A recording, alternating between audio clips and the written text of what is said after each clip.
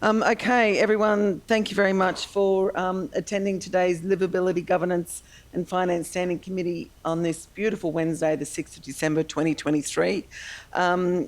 We have people online and we have a few people here. Hey, Gerald, how are you? So first of all, leave of absences, Mayor Otto, as per usual, and are there any other leave of absence or apologies? None. Okay, so with that aside, we'll head straight to Councillor Duff for the recognition of traditional owners. Thank you. I'd like to acknowledge country and the land where we meet this morning, the Waka Waka land, and acknowledge the elders both past, present and emerging. Thank you. Okay, you've all read through the agendas. Do we have any declarations of interest? If not, if something comes along and you think you may have, just please let us know as the meeting progresses. Thank you very much. First up in the agendas, it's item number 5.1, which is the confirmation of the previous minutes, which is on page 6 of your agendas. So it's the officer's recommendations that the minutes of the Liveability, Governance and Finance Standing Committee meeting held on the 8th of November 2023 be received. Do we have a mover? Councillor Duff, seconder Councillor Henshin. Thank you very much. Now, has anyone got anything they would like to discuss with regards to this? Okay, no, we'll go straight to the vote. All those in favour? Carried 6 all. Okay, next up we have the portfolio for corporate governance, strategy, people and culture, communication and media, finance and sustainability, ICT and business systems, community representation, advocacy, and the 2032 Olympics and Paralympics. Maybe we should just shorten that. So for this one, I will actually hand over to Acting Mayor, Deputy Mayor Spud Jones for this one. Thank you. Thanks, Madam Chair, and I'd like to present that portfolio you've just read out as read. There's a few things in there. It's all online for everybody to see. Our trainees for coming up, they'll be, I think those applications have closed now and I think they're in the process of being filled. So that's good to see. We usually have about 11 or 12 of those trainees, and most of the time we seem to keep the trainees on for into the future, so that's good news. Communications, media, everything's there for everyone to have a look at, and I'd like to move that my report be accepted for the month of November. Thank you, Chair. Thank you. You that for a second for that one. Councillor Evans, thank you very much. Any questions or comments for the report? Councillor Shoemaker. Thank you, Councillor Potter. Just reading about International Fraud Awareness Week and the work that the team's done. I know just through our Risk and Audit Advisory Committee meetings, fraud and certainly fraudulent behaviour, particularly in the world of everything online and the risk with cyber. GM Susan, I was just going to ask how things have progressed with those sorts of that awareness campaign, conversations the team have been having. I like just keen for a bit of an update, noting it's a growing risk in our current modern day environment. Thank you. Through you, Madam Chair. Yes, thank you. Thank you. Thanks, Councillor. For the week there, we've part of the strategy to keep everyone informed about fraud and keep them updated. My corporate and governance team have put headers and that on our emails or on the bottom of our emails to be vigilant in that, but they've also been added to the internal staff meetings, the SLT meetings and the ELT, just for awareness for the staff, giving examples. Our ICT staff are very, very aware of also as far as fraud with data breaches there, and they've also done updates and done little training videos and have broadcast that to their staff as well. And part of the Microsoft training thing, there's a little clip there that you have to watch the video for fraud and then that gets assessed as well. So it's been, I think the CEO may have even had communications through his media there, yes, through for externally as well to the community about fraud, to be aware of the fraud. Yeah, thank you for the update. And just a question for you, CEO Mark, just in relation to the trainee intake. I know we've got 10 positions there. I just wondered what the response was like in terms of applications, and if you had any further update about when we'll welcome these new people to our team. Thanks, Councillor. Applications are excellent. We changed the partner that we work with this year, Steve Passmore. He's a very proud Waka Waka man. He's opened up his own local recruitment business, done an excellent job. And so we can see, without sort of committing us or making promises that I can't keep, but we can see that if he continues in the role. So we've got 9 out of the 10 interviews have been conducted. 9 out of the 10 are basically been filled. We also did very well this year again with the state government. There was some re-evaluation of the program.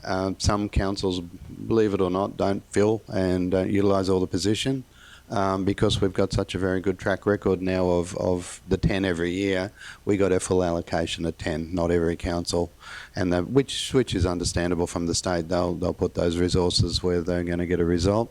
The current batch of trainees, so we finish them up February-ish next year, and then the rollover in March. So because of schoolies and a whole raft of other things, it tends to be. They tend to start around February, March, so the current batch rolls out.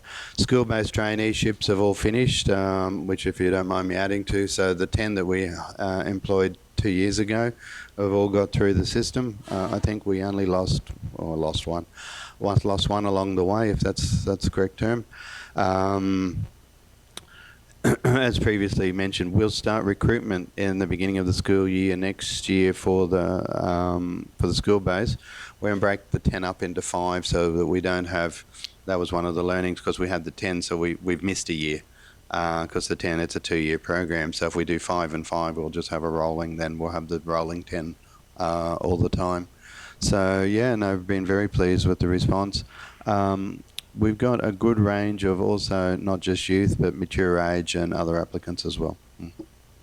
Yeah, thank you. And just in terms of the trainees that are finishing up their training at this sort of conclusion of this period, has there been further job opportunities in council for them? Yeah, it actively encouraged to reply. We keep, I don't have the exact numbers out of this year cohort, but we do keep a large percentage of the trainees now. Some choose go on to, and that's a great, massive advocate of this program, because like some choose to go on to do, I won't call it a gap year, but it's almost their gap year and then they go on to higher education. Others go elsewhere or pick up positions elsewhere. But yeah, I can easily get that number and circulate it around about what our uptake rate is. And with some of them haven't finished yet, they have to finish still complete all their bookworks. Some of those offers wouldn't have been made yet till they need to tick off the program. Yeah. Yeah, no, thank you for the update. I think it's just such a really admirable thing that council does take on 10 trainees, and I certainly know a traineeship kick-started my career. I think General Manager Aaron was you're an apprentice, not a trainee, apprentice. Trainee in the day. So, you know, I think it's really great for just people on the ground to see those progressive opportunities through local government. And I think that is, reading everything that LGAQ puts out, perhaps one of our biggest challenges for the future is actually attracting people to local government. So I think the opportunity to train our own and bring them up and show the diversity of the different roles that we have is really exciting. So thank you for the update and for the work. It's great to hear we'll welcome some new trainees. Thank you very much. Any other questions or comments for Acting Mayor Jones's portfolio report? If not, this has been moved by Acting Mayor Jones, seconded by Councillor Erkins, that his portfolio report be received. All those in favour? Carried unanimously. Thank you. Okay, next up is item number is 7, which is the corporate, am I right? Yep. So item number 7, the corporate governance and strategy. So first up is item number 7.1 on page 26. Yes. Thank you, Chair. If I may talk to this one first, I'm just looking. So, councillors, we've got here. So there's a few things coming through that the action plan for the regional development strategy. So it's taken us some time, but we've got here. With this one, I'm going to suggest a slight amendment to the second point of this, and I'll run through. So the report was attached to it, and as we've been, a lot of it's the audit is been really good. It's rekindled a fair bit of discussion, both at SLT and internally, as far as what we have. We've started taking some advice now that we know it sounds kind of silly, but we weren't the only council with model number 2, the meeting local law. There's been several incarnations of the local laws going back to amalgamation. So amalgamation, there was a set of state local laws that were just inflicted across as model. 2011 was the next big run through with these that dealt with them, and there was. The model local law on meetings should have probably disappeared in 2011 for most councils, yet it's still scattered across the state that it hides out there. So you have to go through a full process to get rid of it. In the report, I've spoken about doing it in 2 stages. It's probably going to be 3 stages, and I'll explain. So with this one, I would like to actually just drop in that we just keep the only 2 recommendations out of the report, because we can move on them and we've got the paperwork, and hopefully can bring it to we'll bring it to next week's ordinary meeting, is that we just deal with recommendation number 2, or B, which is the removal or repeal of the cane railways, and my recommendation number 7, which is G, repeal of the model local law. Caretaker, which we'll talk about shortly, you can't amend, repeal, or add a new local law or a subordinate local law, but all the mechanics have checked with the legals, and all the mechanics of the local law process can happen during that process. You just can't do we can't do the final decision. So we'll take these 2 to the December meeting and start the process. We have to consult with any relevant, it's sort of like a little mini planning scheme since we've been through that recently. Given a law, we have to consult with the relevant local, with the state government departments, which is Department of Local Government for these 2. We have to issue a 21-day, which will happen in the new year, 21-day consultation period. So anyone who wants to come along and say that they would think or make a submission on the repeal of the 2, of the local law and the subordinate local law, and then we can have everything ready for April and then just drop the trigger.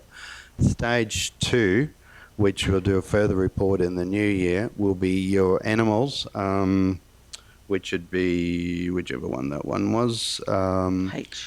H. Is that animals? Yep. And there's also the one in there, no, that's not in there about, I don't think it's in there because we don't have it currently, is parking.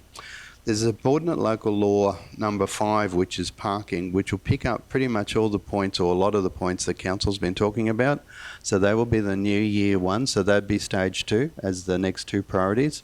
And then they could be, as they flow through, so they would run in parallel. We'll have them then done by June. So for the new budget cycle, and also for whichever council wants to do. Schedules 1 and 2, and then we can run the workshop with councillors on the parking and the animal local law and subordinate local laws in January, as far as getting all that sort of thing, or January, February, but getting all that in place to run them there. The others, still taking some advice. Back in the day when these came through, a couple of the other repeal ones, just want to see operation of public swimming pools, operation of shared accommodation facilities, 2011. There's a little catch in the tail of those two, and whilst we haven't predominantly used them, one of the reasons that they were adopted back in the day was that they carry the shared facility accommodation. So anywhere and anything that you can think of that has shared facility accommodation within the South Burnett Regional Council area, if we repeal that subordinate local law, every decision would have to come to council. So anytime anyone shares a room, then this is what I'm trying to get to the detail of this. So we've actually started, well, not actually, I've since the audit's been done, started to engage in the process. What do these things mean? What are the consequences? So rather than just doing, oh, yep, this looks pretty good, we're doing that legwork now that we've got these recommendations. So I'm not 100% sure in good faith we would repeal that one. Does it need to be addressed? Do we use it? How do we use it? Why do we use it? But it's not the urgent one because it's not creating an issue at the minute. Animals and parking are the two that I've got on my list as council's next major priorities. So we start the process with the two really easy ones, which is Cane Railway and meetings. Get rid of those two. Start then the amendment of animals and an introduction of a parking subordinate local law. Which is local law, the model local law number 5.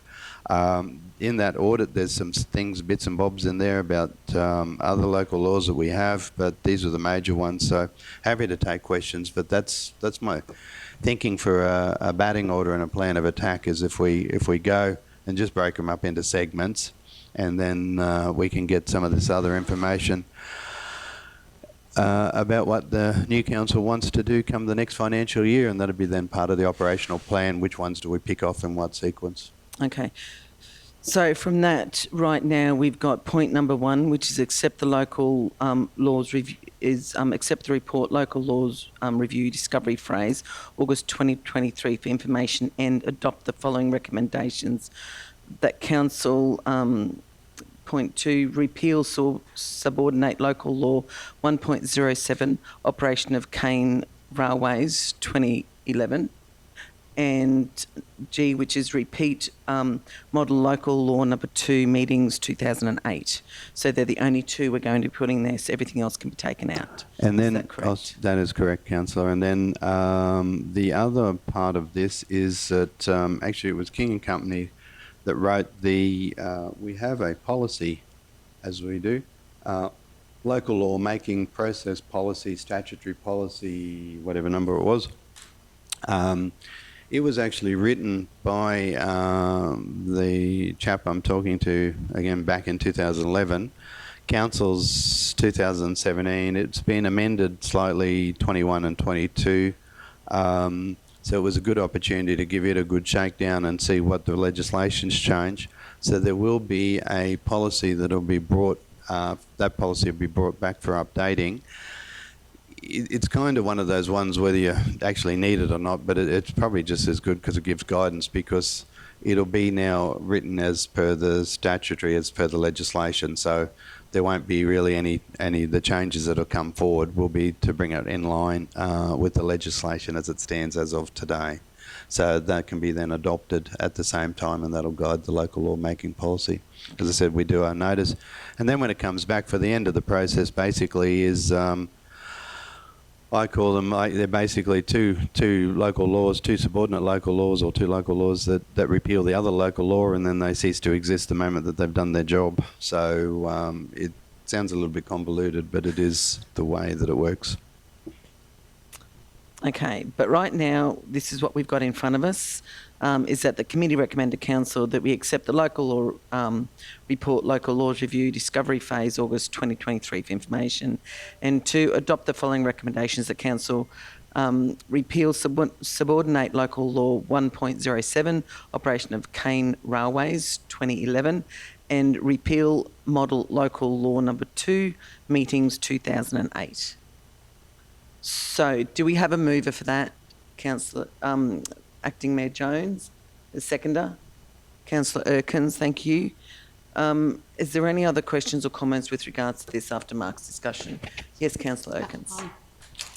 Through you, Madam Chair, to CEO, just quickly on the shared accommodation, that just when we're going to be going through that, because at the moment with the lack of accommodation in town, that is probably something that is fairly urgent that we cover, that we make available. A lot of people are doing shared accommodation, especially for those workers at, say, Stanwell, where they're only here for so many days. So we really probably need to be looking at that to make sure we're protecting our community who are doing that and making that available, that accommodation available.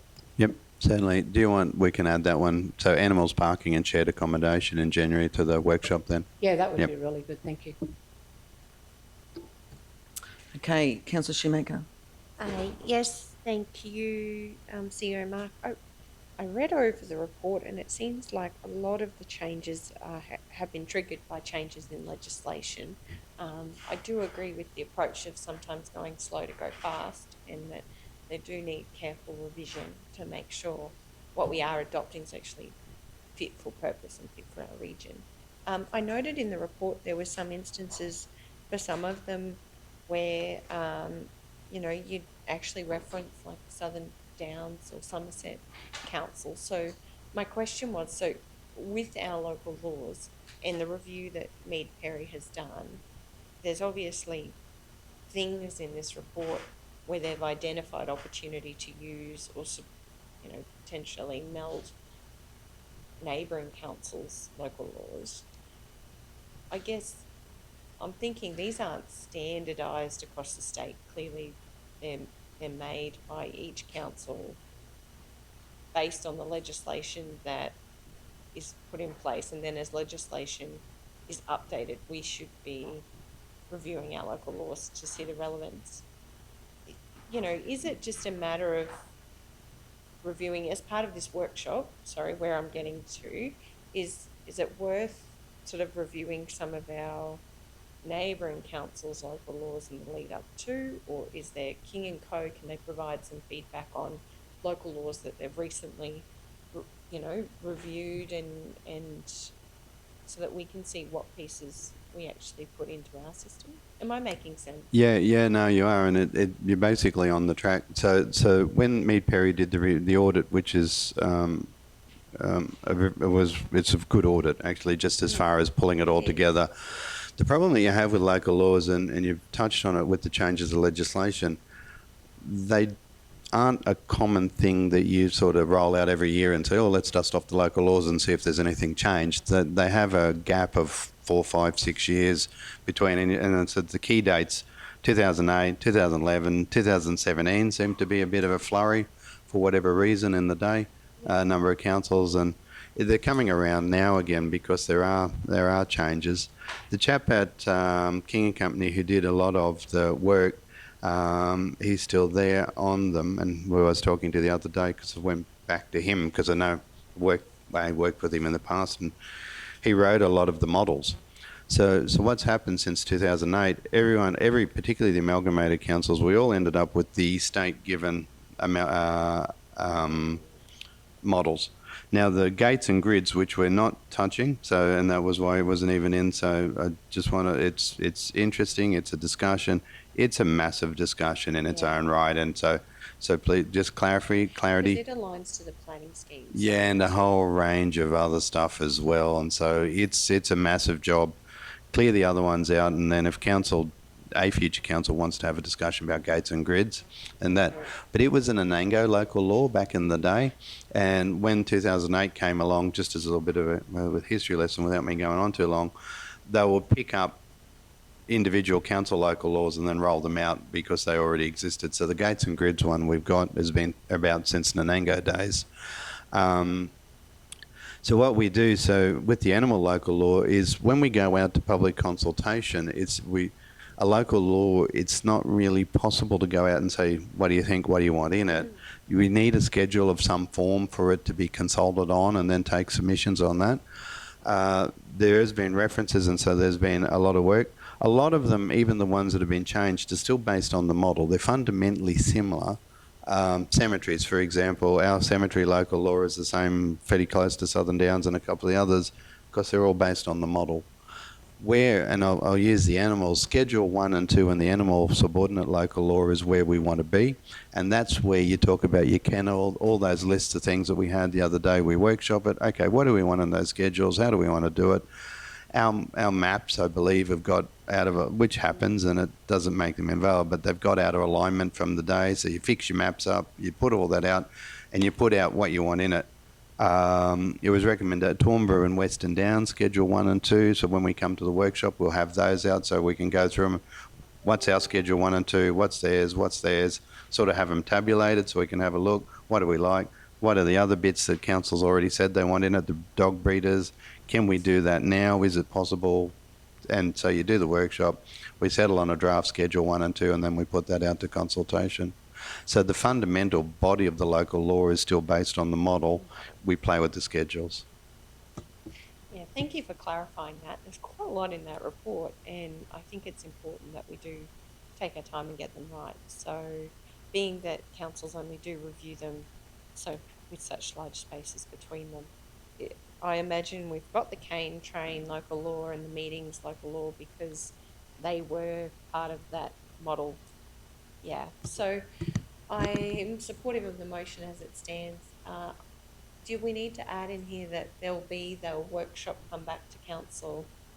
And is it possible to get some of the pre-reading prior to the workshop so that we can come prepared? You can add it in. I thought we had an animal control workshop already on one of the lists. So yeah, So I was thinking about the local laws specific, like a local law. Yeah, can add it in, council. I took it out of last month's meeting where we had the animal discussion, and then we'd roll it into the local law. That was all. Sure. But anyway, yeah.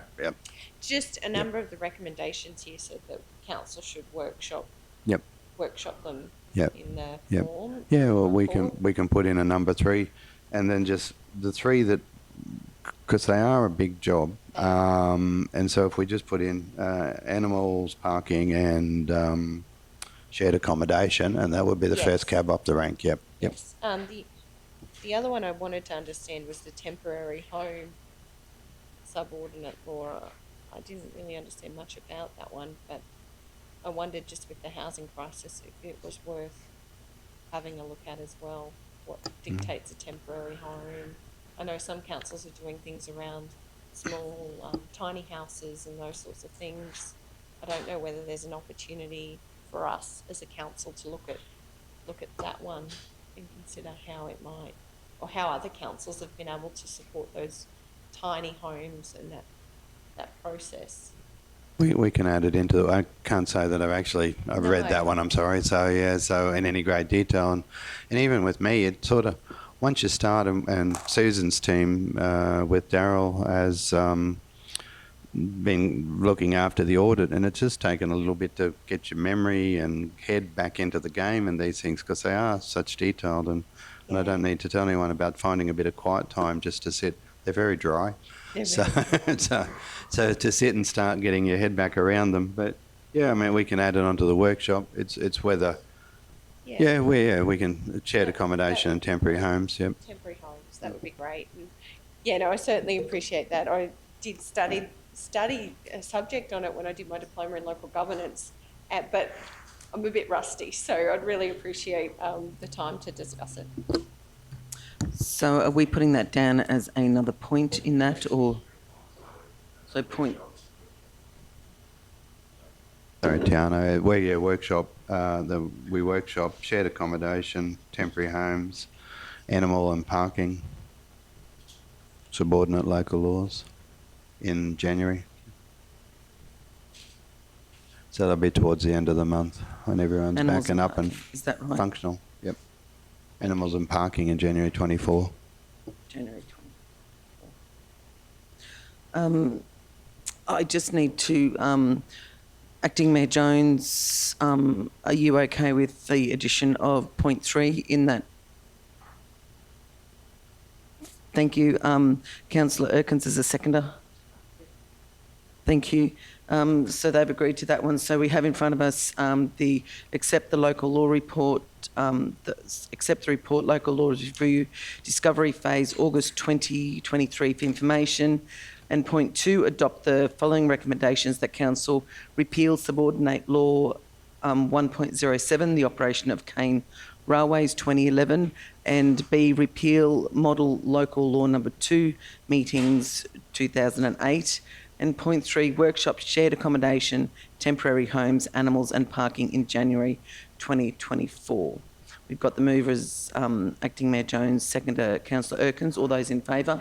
Oh, sorry, Councillor I Duff. just wanted to ask a few more questions. So I know that there's one here about the fire management, and I know that there was one person in particular who was putting in numerous complaints about the fires in the backyards, and I can see that that's been addressed. But is that one that we're going to workshop? I'm just wondering what's going to happen with that particular one.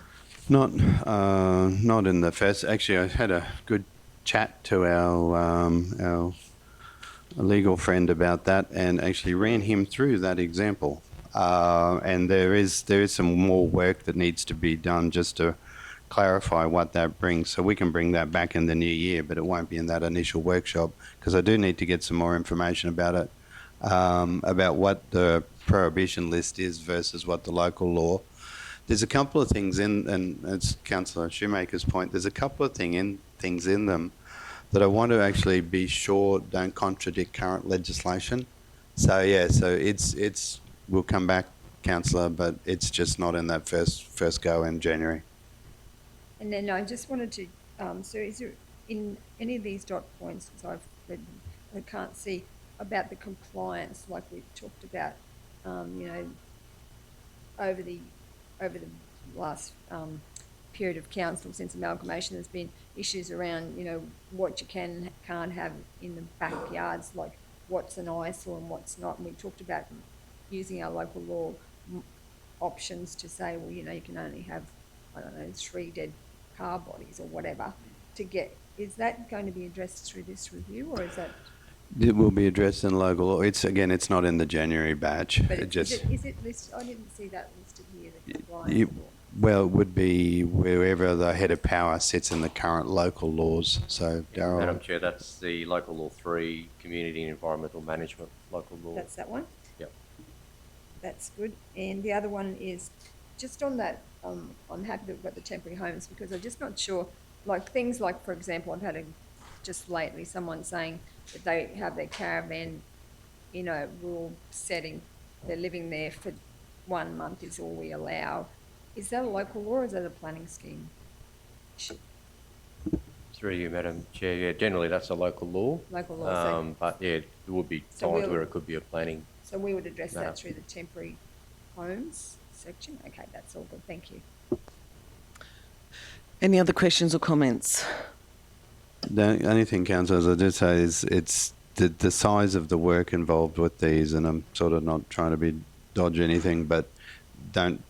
And that was even myself a little bit of ambition. I thought, when we put the recommendation up and authorised it, I thought, yep, this is good, we'll hook into these, and then you start delving into them. The volume of work involved in any one of these is significant, so bite-sized chunks, and we'll just break them up into a couple of different goes. Yeah, I'm thinking these workshops are going to take more than a day, so I think we better be prepared after Christmas to come back and hit the ground running to get these workshops done and dusted.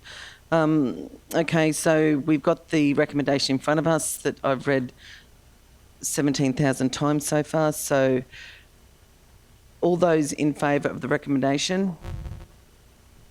Carried unanimously. Thank you very much. Okay, so item number 7.2, which is on page 46 of your reports.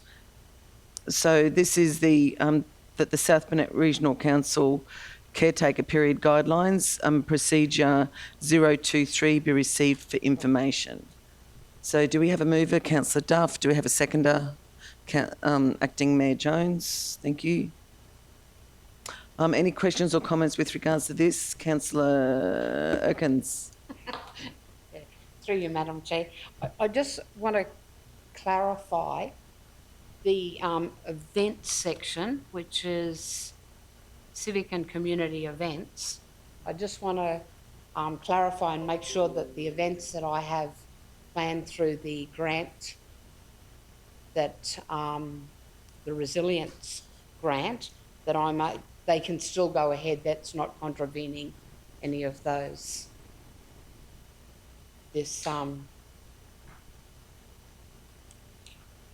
I'm looking at page 51, civic and community events. Council representation at civic and community events may continue during an election period, provided the event meets one of the following criteria. It's a planned event endorsed by council's annual operational plan. I don't know. Yep. No, it's a program. The thing with caretaker is that business as usual. The business of council, excuse me, sorry, frog this morning. The business of council continues. So caretaker, the major policy decisions are the bits from the 29th of January that are the big ticket ones. So one of the big ones is procurements of new tenders over 200,000. We'll have, we've sent paperwork away for Commonwealth State Government for the opening of Works for Queensland, BBRF, those sorts of things. They're planned activities of council that have been in budgets and programs for a period of time that's business as usual.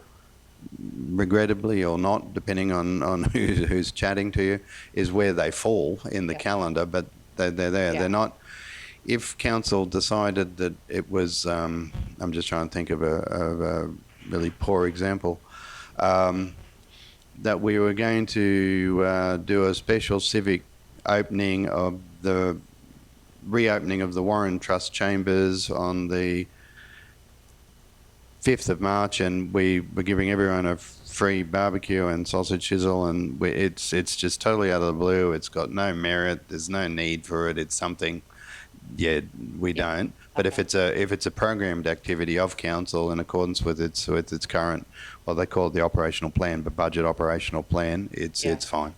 I do understand that. I just wanted clarification so that I was confident of going ahead. I shouldn't wear my vote one Jane Erkins shirt at it, but thanks.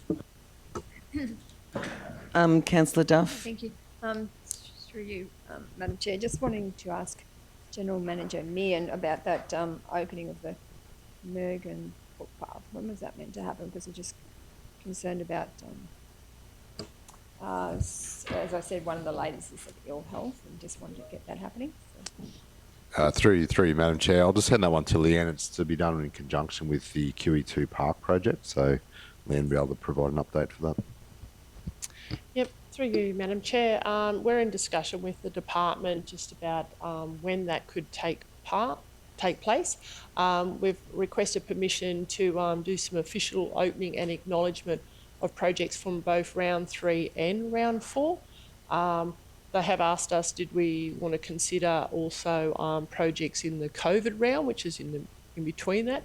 But at this stage, I've just indicated some of those priority projects like Mergen footpath and the QE2 and also the Lions Park.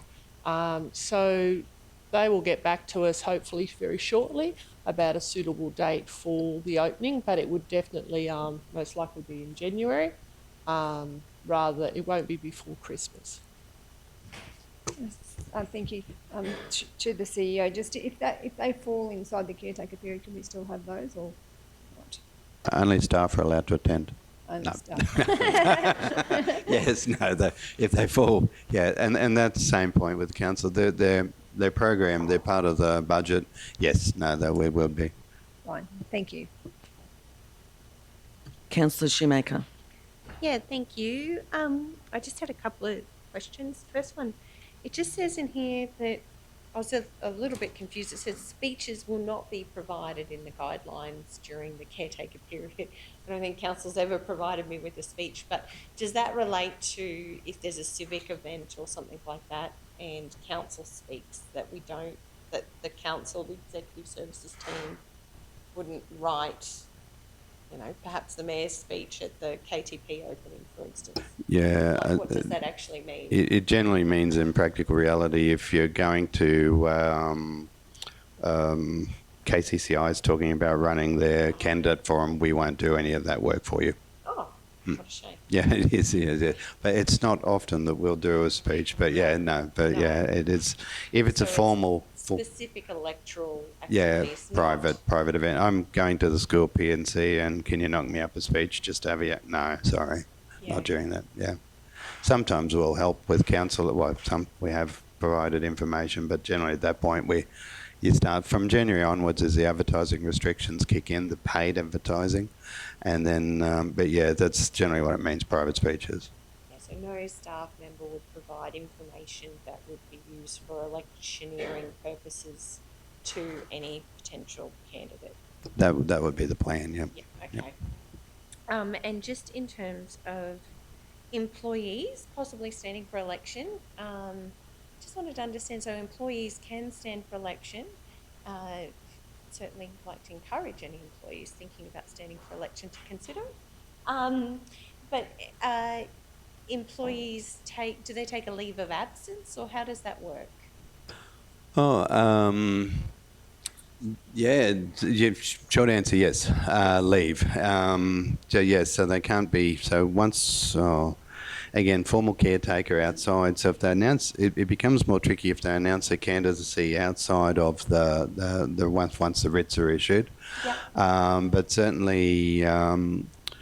There's a conversation then at that point in time at the announcement of candidacy. But once the writs are issued, yes, they leave of absence, and like their position secured, it's held. It's a discussion, individual discussion with them about leave or what form of leave.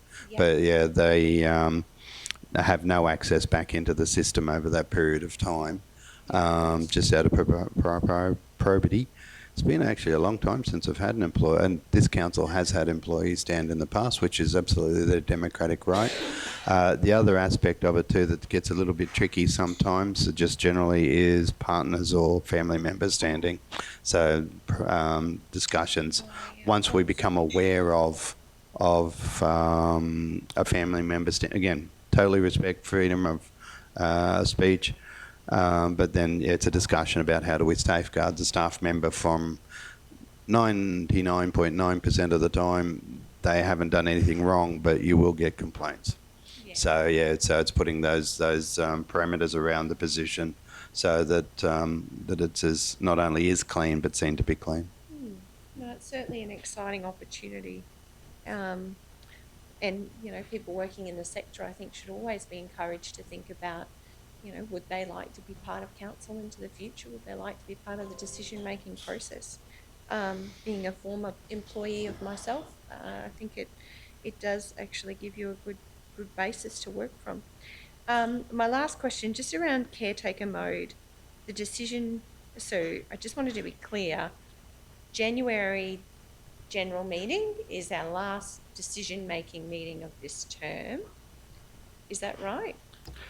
No, well. Like of the actual, So, sorry, so let me clarify. yeah, So yeah. the decisions that involve procurement, decisions that involve large contracts over $200,000, do you want me to be specific? Or? Yeah, no, formal caretaker starts on 29th. So anything before that, council wouldn't have anything to do with the advertising. Discretionary funding sits outside that. So the last, if you've got a tender, the last meeting that can be considered, like over 200,000, is January. Yeah, you're correct. January. Yep. So the January ordinary meeting. So I just wondered then, from January, you've mentioned the other day at the staff update that potentially committee meetings wouldn't necessarily happen over February and into March. So March, we have to have a council meeting for March, but then with the way the election runs, you possibly won't have the results, or you won't have the results until April. So council will have just a standard council meeting in March. But yeah, I was just trying to understand, in terms of committee meetings and our commitments for those February, March months, what does that look like for council? All right, so we've got, good question. We've got the report for setting the meetings for next year. So at the statutory meeting, the council sets its meeting cycle. That'll be in April. Whatever day in April we could get a result. We would have 24th of January is the suggested ordinary meeting for January, so towards the end of the month. February's ordinary meeting is going to be put forward that it's on the 14th of February, and then we really don't think that it'd be a good idea to have 16th of March, so what's that, 15, 14, 13th of March would be the Wednesday before the election. So we'd go for the 6th of March. So the ordinary meeting will be in a 3-week cycle during those 3 months, hence you're going to be struggling to fit committees in there and no delegation, and then with caretaker sitting on top of it. So they'll have the 3 ordinary meetings. Election period, 16th March, close the postal votes 26th, 27th, 28th. They've only got 2 days before Easter Friday to distribute preferences. So I would dearly love to have the swearing in and statutory meeting in that first week of April, straight after Easter Monday. It really will be in the... We can do... It's not a super big agenda for the new council, but we can do the swearing in, and we can call the notice a meeting for later in that week if we have a result from the Tuesday. So it'll be somewhere. Ideally, the statutory meeting will be in first week of April, and then council will set its meeting cycles from there. And just my last question, so just in terms of the budget, because that, I know we've discussed this time and time again, how it's really the timing of the election and the way in which you bring down a budget. What work actually happens on the budget from the beginning of the year until the election? Is there, like in terms of the modelling and the bigger picture, the capital programs, I'm mindful of what I guess we as a council leave for the next council, and it's always been my view that we should always try to leave it better than the way in which we found it. And I know when we started this term, there was very little information in terms of the budget, and that was a really difficult couple of months. So yeah, I was just curious, what happens with the budget? Do we start working on the capital, the 10-year, the strategic, the bigger picture stuff, so that we leave something for the next council? Or do you just leave it all for them? My apologies. The program stuff that's in the 5-year program, so the stuff that's already sitting in queue will be brought forward. So there'll be draft budgets or options for draft budgets. So come January, we'll start putting together various, I call them scenarios, but various drafts. So they'll be ready to hit the table. So the capital programs will be based on current programs, what's year 2, year 3 going forward. So everything will be sort of brought forward and readied up as a working draft. With the new council, it's always an intensive 3 months, that first one. So I would imagine that it would be unlikely that a budget wouldn't be brought down until the second week in July for 2024. And then it'll be a working draft will be presented, and then it'll be workshopped, all committee, whatever the council wants to do with its budget, it'll be workshopped over the 3 months. Whether we have a meeting a week, 2 meetings a week, well, that's we'll just do what we need to do to get it done. Yeah, I guess, so council then, the executive team will prepare the budget? Based on current parameters, and then it'll be a working draft. So the current council will have no, I guess, input into the way in which that shapes up? We were, and this is a conversation in the year about how we workshop, how we start to work those scenarios together. Yeah. It does get very tricky in running into this 3 months, and it's certainly not to cut the current council out or anything. It's just how we do this once we hit January. Yeah. No, I'm certainly not worried about being cut out. The budget is possibly the most excruciating thing I've ever done in my career, but I am really mindful of how important that work is, and leaving this council in a better position than what it was when I walked in here, and when we all walked in here. I think being that we've worked on the last 3 budgets intensely, I think I would like to see us workshop or offer some level of support, being all that we know around the capital programs, those long-term challenges that we've got, and try to help, I guess, put something together, noting that, for the new council to unpack the operational budget line by line, like we did at the beginning, you know, is a big task, but certainly I guess that's up to them. Certainly something I'd be supportive of. But yeah, I'd probably like to workshop that or do something to just have some level of understanding about the budget, being that it is a statutory requirement of our roles as councillors. It is something that we did take an oath to deliver on, and I think it's important that we do try to support this council and its operations into the future, regardless of whoever may be at the table. Okay, thank you. We're going to have to, we've spent a lot of time on this one. Councillor Erkins. Just a couple of questions I have. Discretionary funds, so councillors have to stop spending them in January? Okay, so for those new councillors coming in, because realistically, we are going to have definitely 3 new councillors in here, and possibly there's no saying that the current councillors who are not standing for mayor are going to be re-elected, so possibly more. So the discretionary funds that are there in the current sitting councillors, if they're out, is what's left in their fund, what is there for the new councillors to use?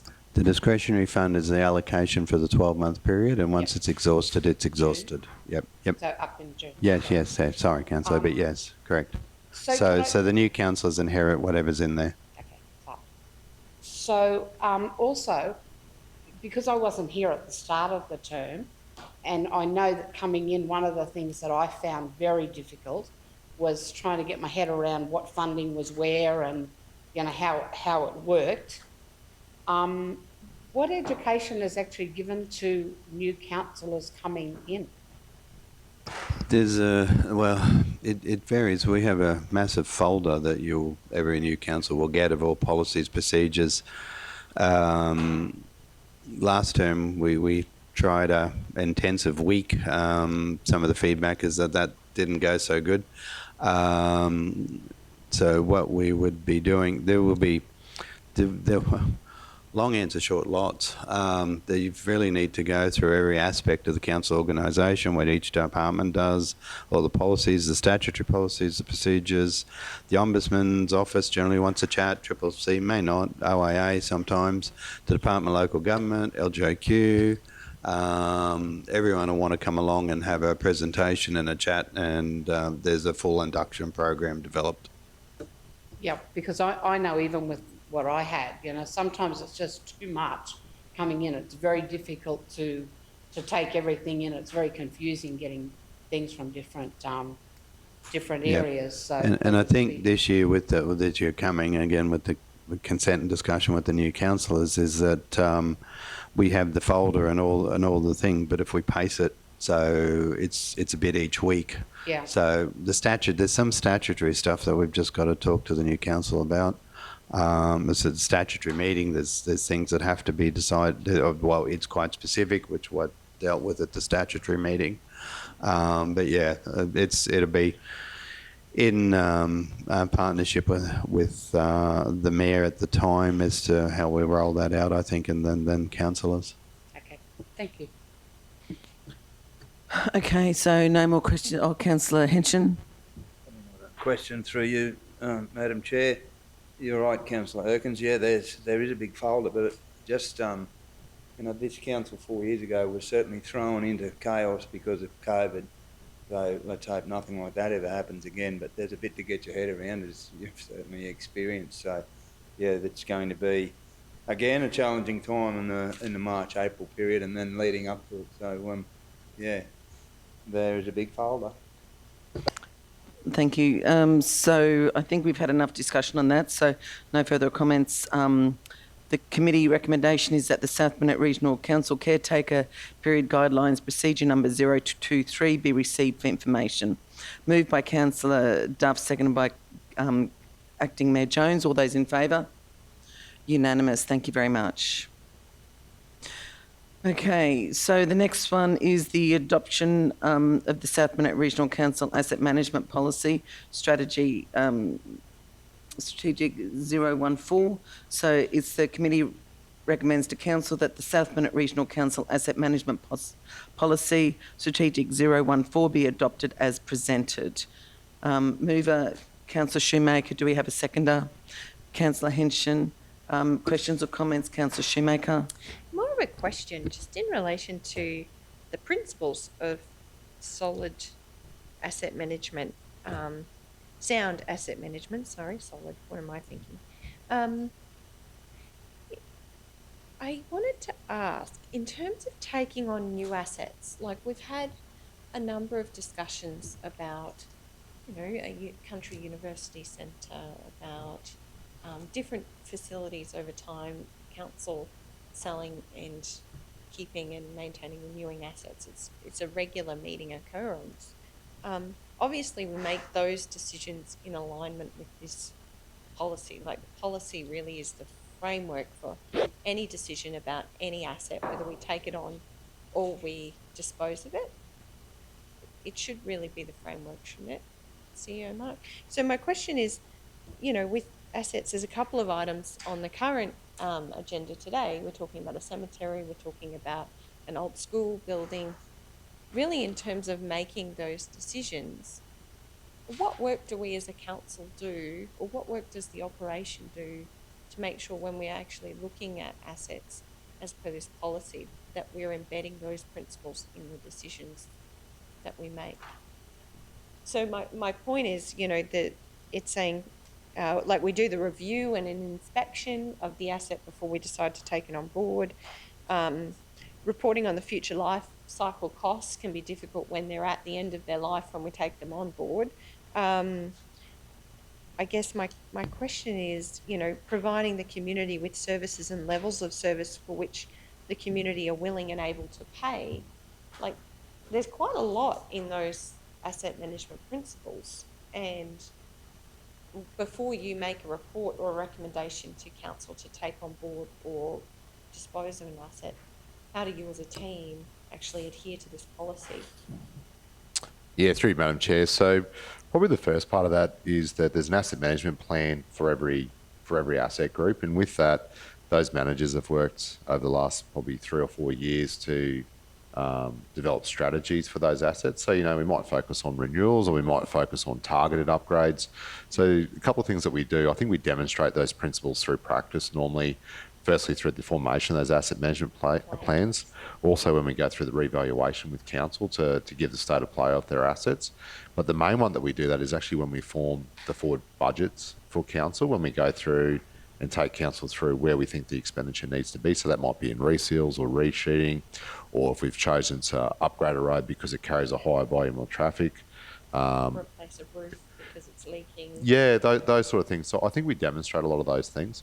I think that the main work that could be done in this space is probably we'll be due to review our asset management plans and work with the incoming council around what its strategy is for the term. Similar to your previous conversation, I think there's a body of work there to do to talk through what the state of the assets are for different groups and what those priorities are for the new council. And if that being the case, depending on what those strategies are, there's always a strong focus on renewals from us. But also, targeting upgrades, and we've always sort of done that and walk council through those issues. So I think that the main part that will be improved will be is around what is the life cycle cost of some of those assets, and what is the impact on your maintenance and your service levels, which we've been having those discussions over this term. I think there is more work there to do. So I think part of that will be is around, is that going to be what's the improvement item that the new council wants to see there? Also, how is that going to be resourced? I think that's, there's a lot of things that you can ask information around, but you still need a body to sit there and go, okay, well, if we're looking at 5 different projects, who's actually going to sit there and calculate what the maintenance is? But you are seeing that turn up in more and more reports. I think the Flying Fox report came up the other day, had a maintenance cost in it as well. I think it was about $1,800 a year, but those sort of information starting to come through as well. We've had similar discussions, say, with the Wandai Streetscape about surfacing and those sort of things. So I think those principles are coming through our organisation. I think there is more work to do, but what that looks like is something that we'll work on together. Yeah, certainly can speak to, we all got the giant pile of asset management plans and through the review have actually read and reviewed those asset management plans. Understand that. I guess I'm thinking about more broadly, the ad hoc decisions we make about new assets joining our asset class that we'll have to depreciate if they're at the end of our life cycle, what sort of procedure or rigor or robust process, like, do you as a team put around that decision before it comes to council? Am I making sense? Yeah, you are. Through the chair, sorry, apologies. So a couple of things. So we as officers look to see if that's in with our asset management strategy. Ultimately, it comes down to what council adopts in its budget, sets its priority for us. So, and one of the things that I think through those budget workshops, we walk through where do those projects come from. I think that's your core decision maker right there, because anything else that council adds should be in its operational plan. Obviously, there's ones that come up from ad hoc time to time. I don't deny that. But the first point of call is for us is when we set the budget, those projects are being added.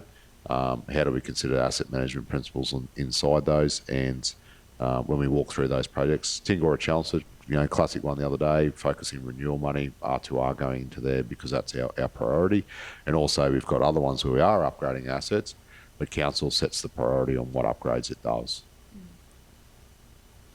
Does that answer, Yeah, Councillor? thank you. Thank you. To a degree, I think there is certainly a lot more work to do in this space. I think we all know that every asset that we take on board becomes part of our depreciation schedule, and the reality is that we're not funding all of our depreciation from internally. I know in some asset classes we are achieving that, like roads, we're achieving higher asset sustainability ratios because we're using external funding to meet that guideline. But I think it is a piece of work that really is critical to the budget and to the future sustainability of the region and of this council. And that I think the policy itself is good, but I think there's a lot more work to be done in that procedure space. And I think we've come a long way. It's great to see those plans established. It was great as a new council to be able to take them into future budget discussions. But I think I'm supportive of the procedure, of the policy, but I think there's more work to be done in terms of how the policy informs decision making particularly around taking on board assets that are at the end of their life cycle. Thank you. Okay, any other questions or comments with regards to this one? Okay, so the recommendation is that the South Bennett Regional Council Asset Management Policy Strategic 014 be adopted as presented. All those in favour? Carried unanimously. Thank you very much. Okay, so the next one is the adoption of the South Bennett Regional Council Corporate Credit Card Policy Statutory 031. And the committee recommends to council that the South Bennett Regional Council Corporate Credit Card Policy Statutory 031 be adopted as presented. Do we have a mover? Councillor Erkin, seconded Councillor Henson. Thank you very much. Any questions or comments? Okay, so all those in favour? Carried unanimously. Okay, so the next one in front of us is number 7.5, which is the adoption of the South Bennett Regional Council Information Privacy Policy Statutory 038, and that the South Bennett Regional Council Information Privacy Policy Statutory 038 be adopted as presented. Do we have a mover? Councillor Duff and Councillor Erkins, thank you very much. Questions or comments? Okay, all those in favour? Carried unanimously. Okay, item number 7.6, amendment of fees and charges, Macaulay Weir. Officer's recommendation that the committee recommend to council that the 23-24 fees and charges be amended to include the following: Macaulay Weir key deposit, $100, which is refundable on the return of the key to the terms and conditions of use, that the amended fee take effect as of the 1st of January 2024. Do we have a mover for this one, Councillor Erkins? Do we have a seconder? Councillor Acting Mayor Jones, thank you very much. Did we want any follow-up on this one? Yeah, I know. Thank you. Yeah, you know. Yeah, thank you, Councillor Thank Shoemaker. you, Councillor Potter. I'm I'm actually concerned about the $100 deposit. I think that's a lot of money, and I do understand the significance of it, because certainly if you leave $100, you're going to come back for it.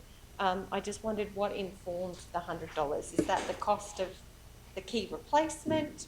I guess we'd have to, if people didn't bring the key back, I'm thinking you have to replace the whole lock and the mechanism, and that would come at a fee for the locksmith. I guess I was just thinking about functionality for families, and for families to leave $100 at a counter.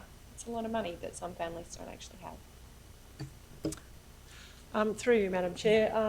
Most definitely it's about the replacement cost. So the padlock is $85.90 per padlock. Yep. And then the keys are $16.50. So we are having 20 keys cut. Now 10 of them are for operational staff. And then the other 10 would be available at the office for people to hire. Yep. So if the padlock is cut off, then we have to replace it with a new padlock and then 20 new keys. So yeah, and our other concern is if after a while, if some of the keys are not returned, we're going to have to actually replace the lock or refresh the lock with a new lock and keys anyway. So over a period of time, it could be, over 6 months, we may not actually get all of our keys back. People may decide to hang on to them. So that's why we thought that was a reasonable cost. It will cover the cost of a new padlock and a key, but not necessarily the total cost of all other keys that we'll have to have recut. And just a supplementary question, when we made this decision, we're talking about, that you'd have to sign an agreement or some sort of conditions around the use of the area. And I just wondered, has that sort of been put together? What does that look like? What are some of the provisions or the rulings about actually using the space? Yep, through you, Madam Chair. Yes, we're definitely doing that. So it'd be similar to a hires agreement for a hall or a public park. So there's terms and conditions in that agreement. So when they do pick up their key, they'll be signing an agreement of what they can and can't do down there on site. Obviously, we're going to have to do some inspections throughout, probably it's going to have to be weekly or fortnightly to go back to the site and check that people are doing the right thing. And just in terms of the fee, is there, an option? I know in some places I've been holiday parks and things, you leave your licence with the person who gives you a key. Obviously, you're going to come back for your driver's licence. I know that's probably tricky when you're driving a vehicle. I'm just trying to think of if there was, noting that 65% of our population is low socioeconomic families, that we'd like to see families fishing or using the area.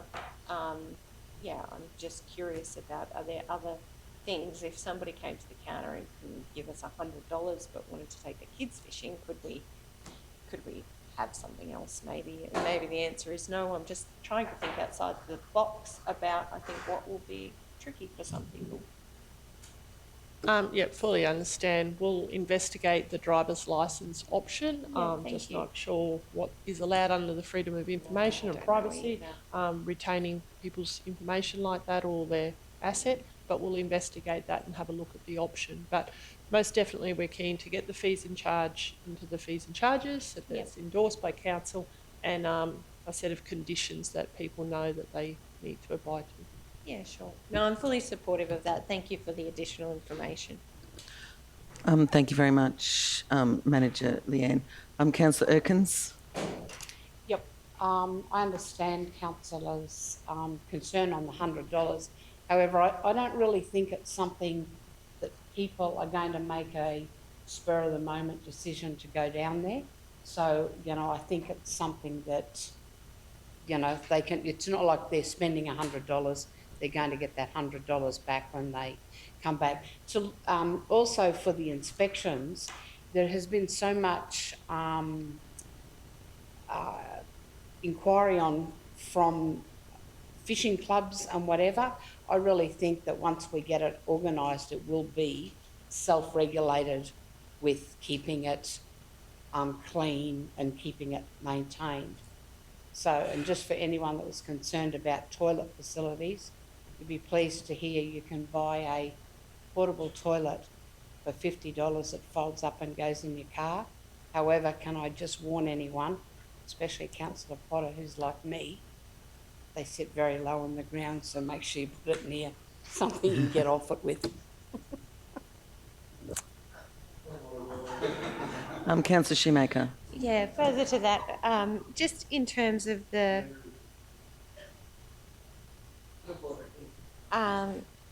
refund, I guess the reason why I asked this question, Councillor Erkins, is because I know that if we deposit and receipt the money today by customer service, I want to understand what's the refund process. It's not like can I just drop my $100 off and when I bring the key back, I get the $100 back, or does it have to go through our system and we refund it through an EFT? Because I'm just mindful of the time and I don't want to put our customer service team in a difficult position. Yep.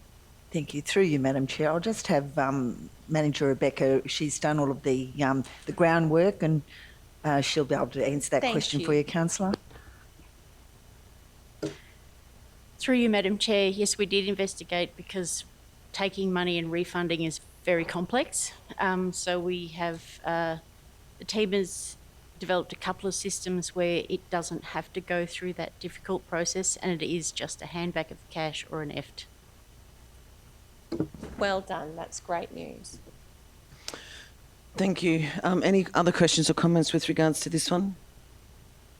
So we've got the motion in front of you now that the fees and charges be amended to include the following: the Macaulay Weir key deposit of $100, which is refundable upon return of the key, subject to the terms and conditions of use, and 2, the amended fees take place as of the 1st of January 2024. All those in favour? Moved unanimously. Thank you very much. Okay, so it's item number 8.1, which is my portfolio report.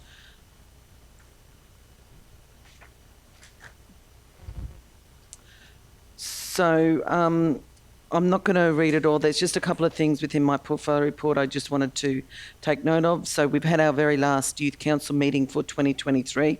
And during the year, the South Bennett Regional Council Youth Council has reviewed community consultation feedback for arts, culture and heritage strategic plan. And also the feedback will be provided to include their recommendations. And the Youth Council, they also help with the Memorial Park. They had a meeting with Leanne with regards to Memorial Park, and they also had a meeting with Mark with regards to where council is heading for climate change. The Youth Council would also like to design a youth web page, and this will be put on the agenda for the council to work with them on in the 2024. Youth Council nominations will be called in January 24. Some members of the council have nominated to carry over for another year, and the first meeting for the new year will be held in February 24.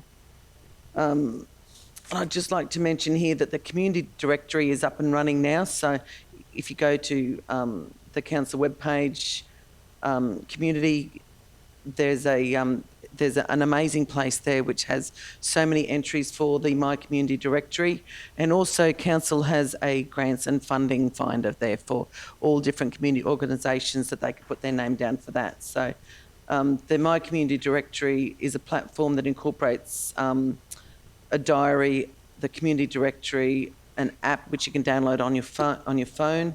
And this is just an amazing place for you to get any information you want. And it enables community groups, clubs, not-for-profits and essential service providers to list their information and events for free. And once registered, the organisation will be able to add detailed description of what their organisation does, list upcoming events, advertise for volunteers, and provide links to their website and social media platforms, which is just fantastic. So with regards to our library services, they've got their school holiday activities from the 9th of December to the 21st of January.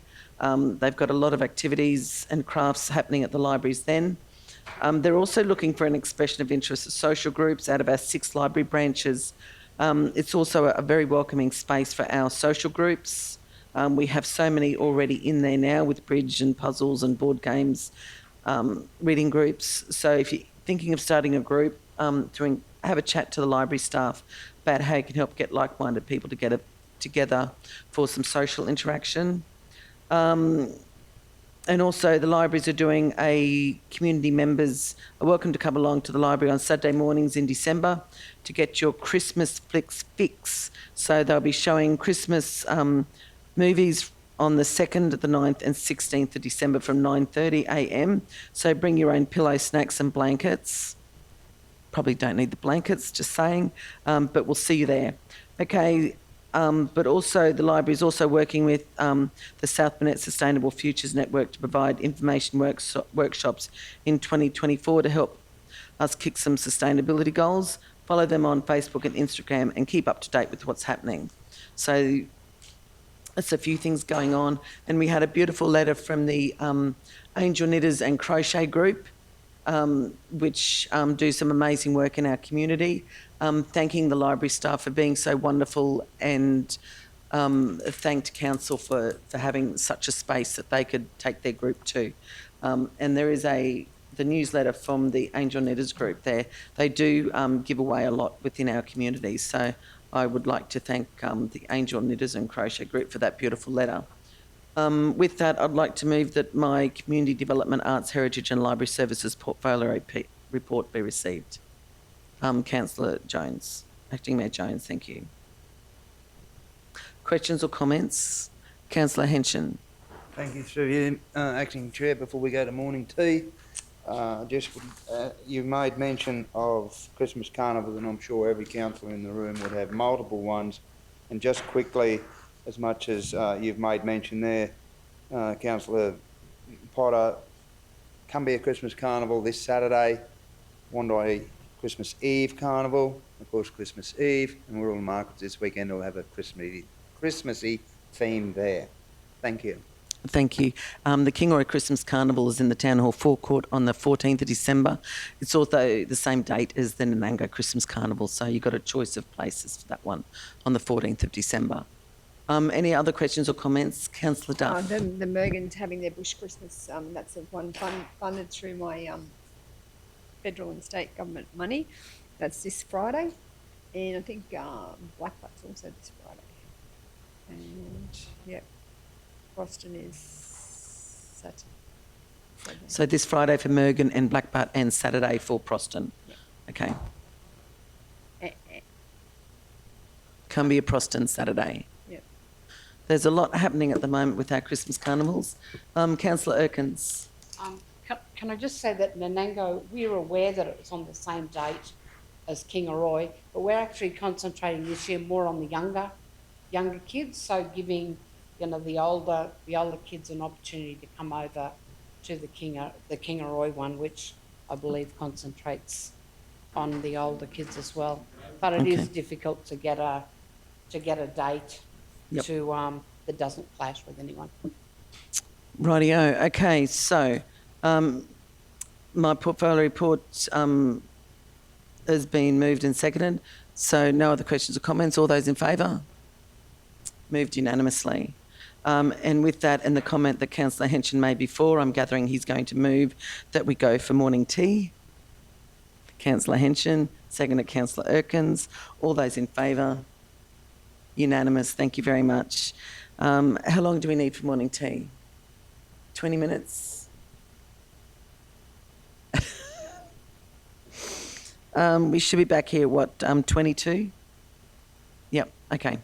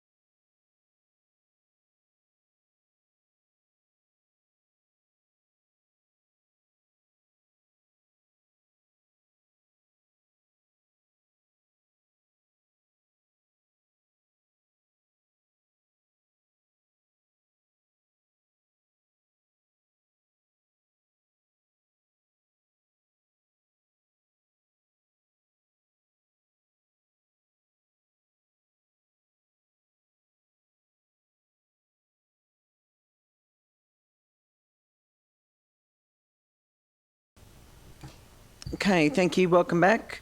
So we'll continue on with today's meeting. So next up is item number 8.2, which, oh, sorry, my mistake. Yes, she's got it right in front of me. So I'd like to move that the meeting resume at 10:41, seconded by Councillor Henshin. All those in favour?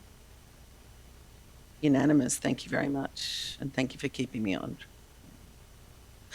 Okay, so let's try this again.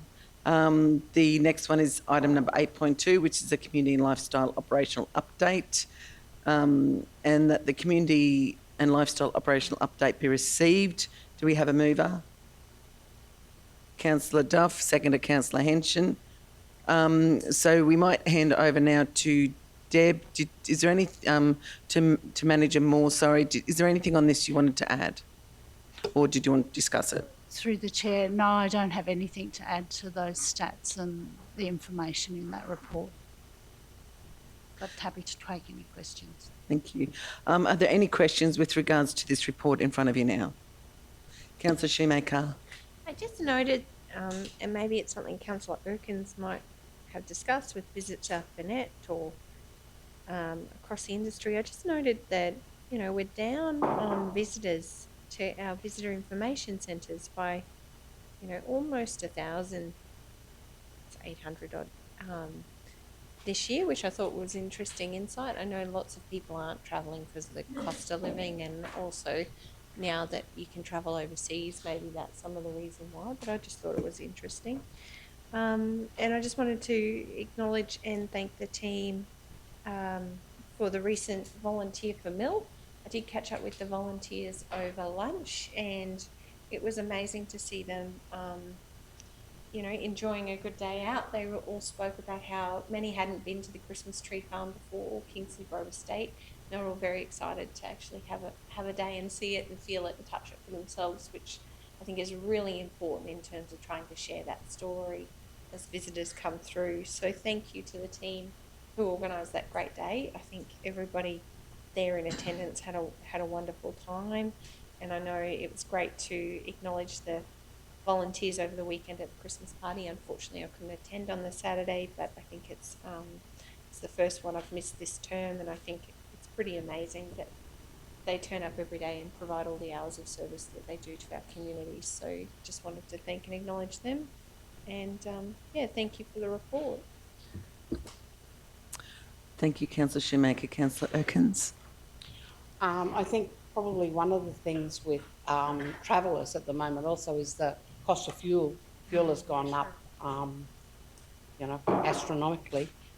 The other thing, but I do think that we have a lot of repeat visitors to our area. So, you know, maybe we need to,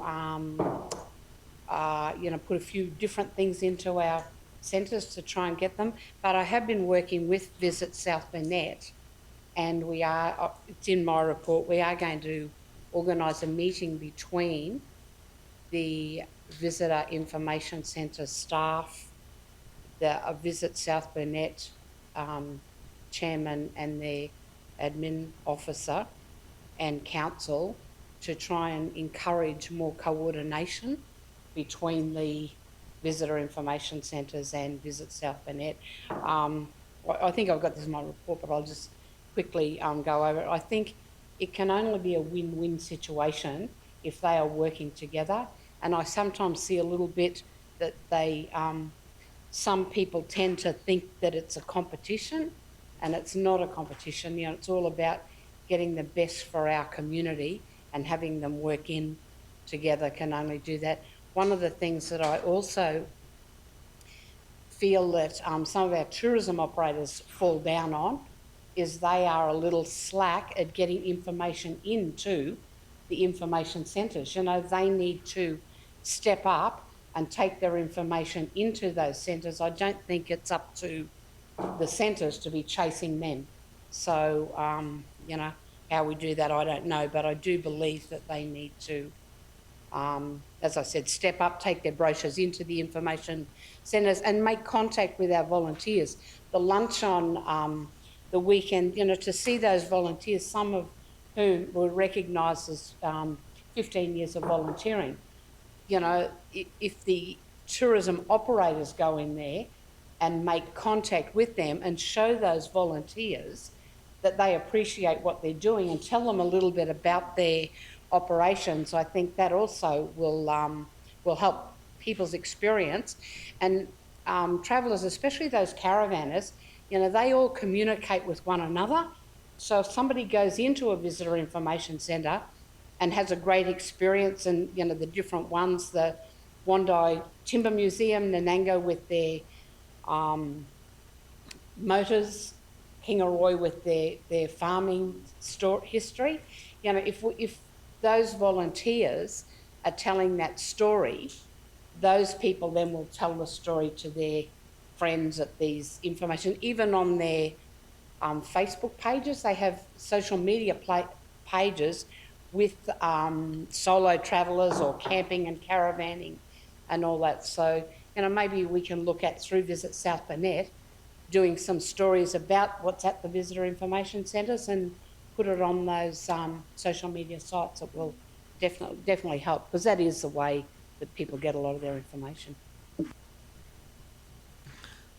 Thank you very much. Any other questions or comments with regards to this report in front of us now? Okay, so it's moved by Councillor Duff, seconded by Councillor Henson, that the Community and Lifestyle Operational Update be received. All those in favour? Carried unanimous. Thank you very much. Okay, so next up is number 9, which is the Property and Facility Management. It's on page 116 of your reports. First up is 9.1. So, and 9.1 is the Barambah United Football Club Incorporated financial support. So, and it's that the committee recommends to council to develop a policy for managing requests for financial support by community organisations and not-for-profits. And number 2, offer to the Barambah United Football Club Incorporated to apply for a community organisation loan for the shortfall of their co-contribution funds. Do we have a mover? Councillor Erkins, seconder Councillor Duff. Thank you very much. Questions or comments with regards to this particular one in front of us now? Councillor Duff. Thank you. I'd love to be able to give them the money, but I think given the report, and Proston did that successfully. They borrowed the money from council and were able to pay it back.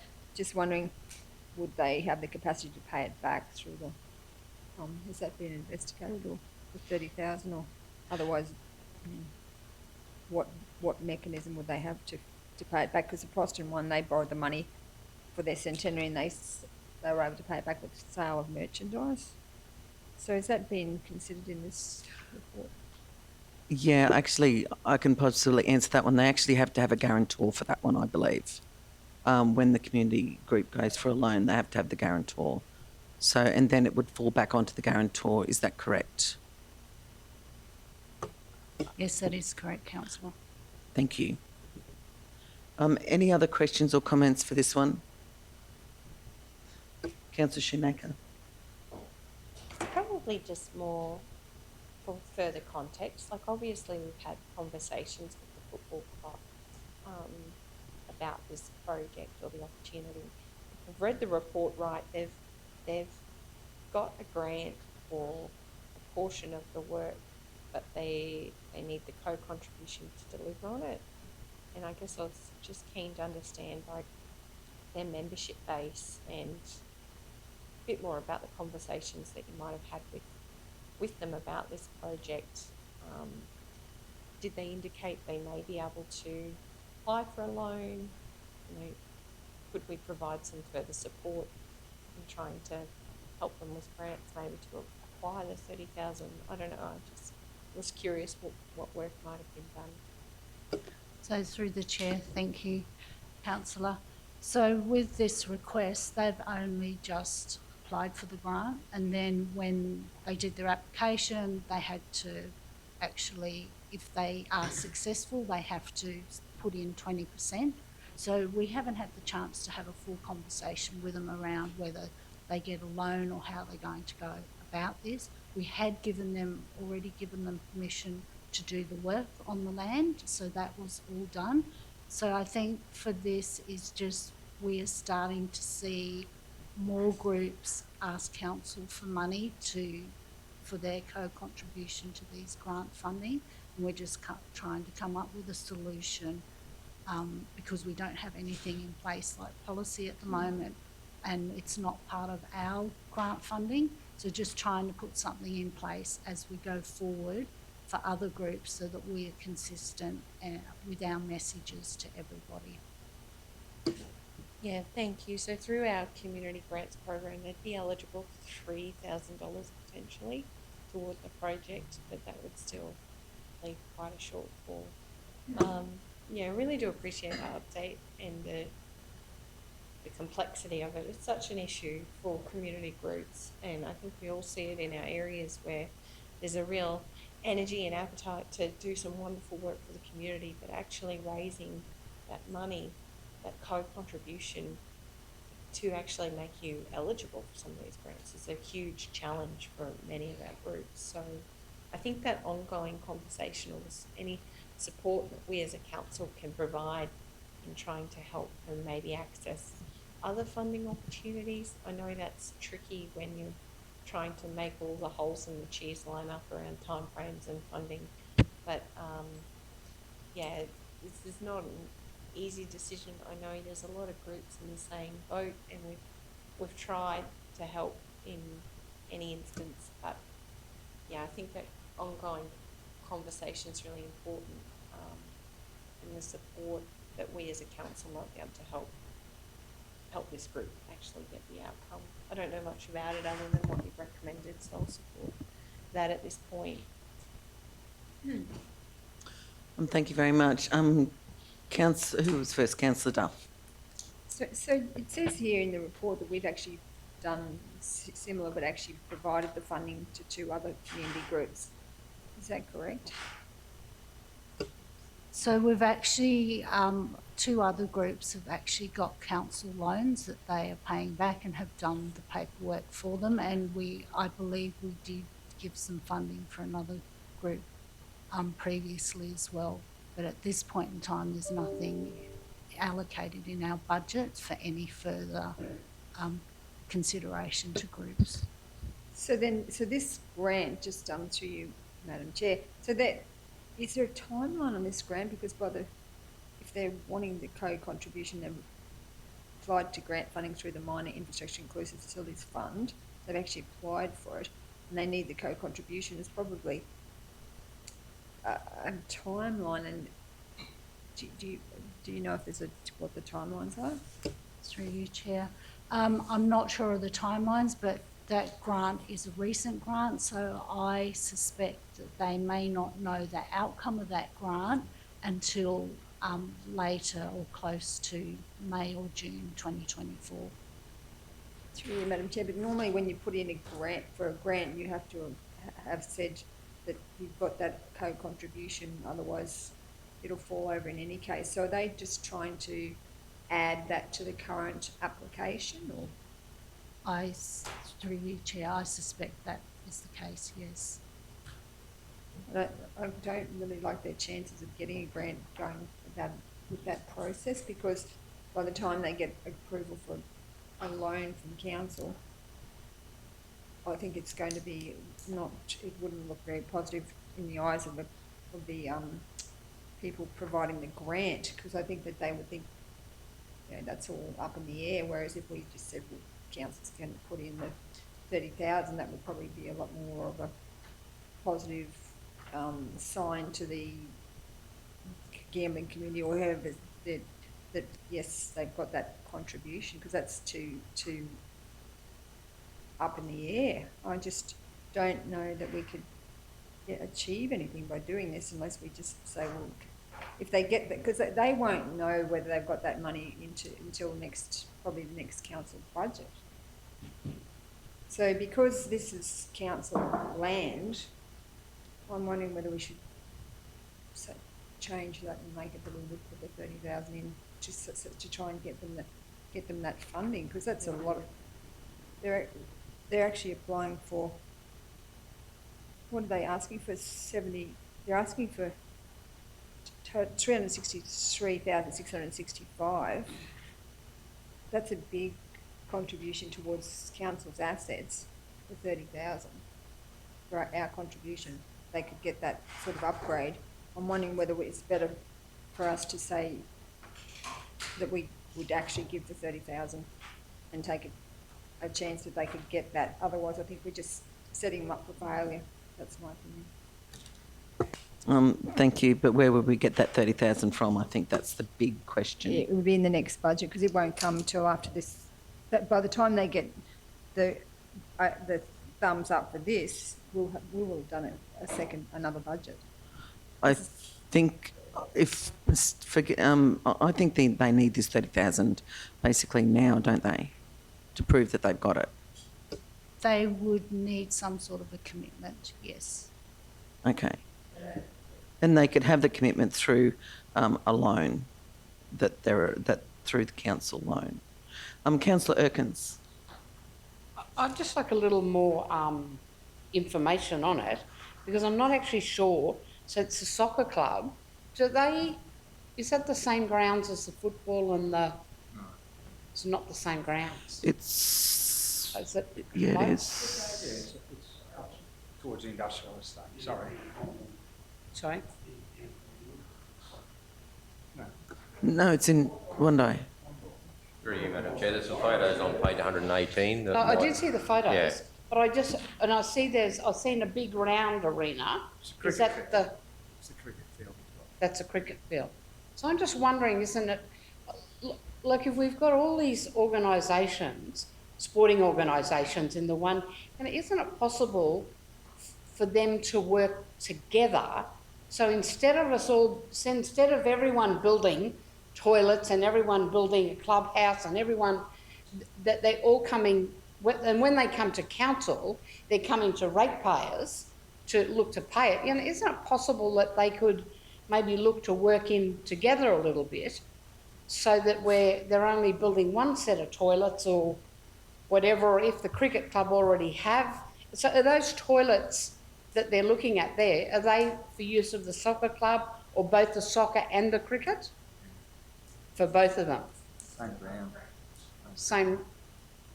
So then, maybe they could work in with the cricket club to apply for a grant. I just feel that, $30,000, with all due respect, Councillor Duff, I don't believe that we should be putting up $30,000, and whether it is from next year, you've got to remember there's a new council going to be in next year, and I don't think we should be committing money from their budget now, especially on maybe they don't even know whether they're going to get the grant. So I would prefer that they look. I'm okay with lending them the money, but with a guarantor. But it would be good to think that they could work in with some of the other organisations, and maybe get one good facility rather than lots of little facilities. Councillor Henson. Thank you, Acting Madam Chair. Yeah, just bring to your attention, concept's great, but if we go back, we've got the Cumbria Sport and Recreation Association just formed, which there's been a cricket club and a tennis club there for years. We have the Tingura Vikings that have got a tenure over that block down there. They've all done some fairly diligent work in that space, and we get this come across our desk, and they don't even have a tenure on the ground. So I think they're putting the cart a bit before the horse here, and fully supportive of it. But I think there's a fair bit of work to do in this space, because we will get Cumbria Sport and Rec, and perhaps Tingura Vikings are wanting $30,000 each as well, and it's not there. So as much as I'm fully supportive, and sport, wonderful thing, the facility does, and you're right, Councillor Erkins, there's a cricket field there and a soccer club there called Bramber United Football Club. This is exactly what the Cumbria guys are going through, and who'd know what happens with the Tingura Association as well. So I think they've got a bit of work to do in this space, and it makes note there, enter into a suitable tenure arrangement with council. In mid-November, the club requested for council to provide a loan or provide a co-contribution, the shortfall. Well, to me, that's putting the cart before the horse. I mean, they've got some work to do there, and personally, I think they'd want to get a tenure over that ground to start with. So, and as you've alluded to, Madam Chair, the $30,000 we don't have, and that's in next council's term. That probably they've got to try and find that, but I think there's a lot of other clubs out there done a lot of work prior to this one. So, yeah, I do wish them well. Of course I do. But I think they've got a bit of work to do. Thank you. Okay, any other, Councillor Jones, Acting Mayor, sorry. Yeah, thanks, Madam Chair. Just backing up Councillor Henson. It says it all in the summary here for me. This council has approved landowner consent for the application for grant funding, although did not agree to provide any co-contribution for the project. They've gone ahead with that instructions quite clearly there in the summary. They've applied for a grant expecting that we were going to give it to them. There's no justification to show that they'll be able to pay it back. I don't know how significant the Baramba Football Club is. I've seen them and they've been in the competition for years and years and years. I know that for a fact, but I don't know how successful they are. And the other thing is, Councillor Erkins, in regards to the Wandai sporting facilities up there, there's 3 or 4 different clubs up there, and our staff have been working with them over 3 or 4 years to try and get them together and all sorts of issues, but I think they're having a win slowly, but they continue to want to operate on their own. So I'm quite happy with the recommendation in front of me, simply because it clearly states in the summary that we did not say that we would give the co-contribution. They've gone ahead and done it anyway.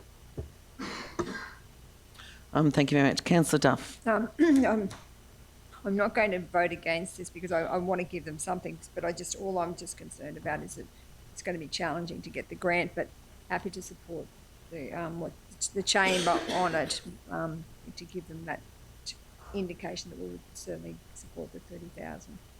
Thank you. Okay, so it's if there's no other questions or comments, so it's right in front of you now. So it's that the committee recommended council to develop a policy for managing requests for financial support for community organisations and not-for-profit groups. Point 2 is offer the Baramba United Football Club Incorporated to apply for a community organisation loan for the shortfall of the co-contribution funds. So all those in favour? That is Councillor Duff, Councillor Erkins, Councillor Shoemaker, Councillor Potter and Councillor Jones. Okay, all those against? Councillor Henson against. Carried 5-1. Thank you.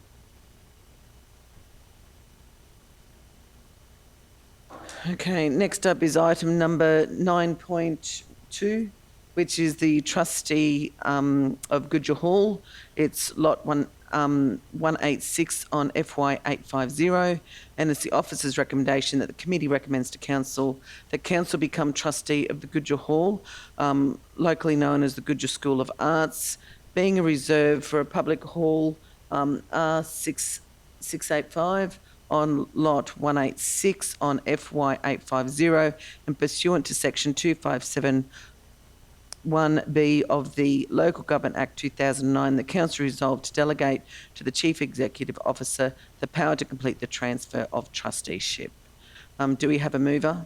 Councillor Erkin, seconded Councillor Jones. Thank you very much. Questions or comments on this particular one? Councillor Shoemaker.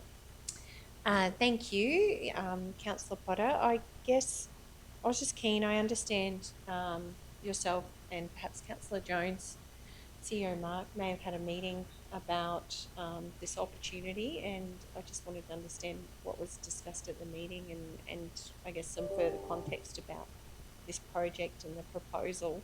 I know it's been an issue that's come across that we've discussed in the past about who owns, who manages the school, what's it look like. I guess I'm keen to understand the future vision and how or why, council is looking to take on board this asset. Thank you. Yeah, it's to keep it fairly succinct. There's committees and various old trustees out there, and there was a community committee.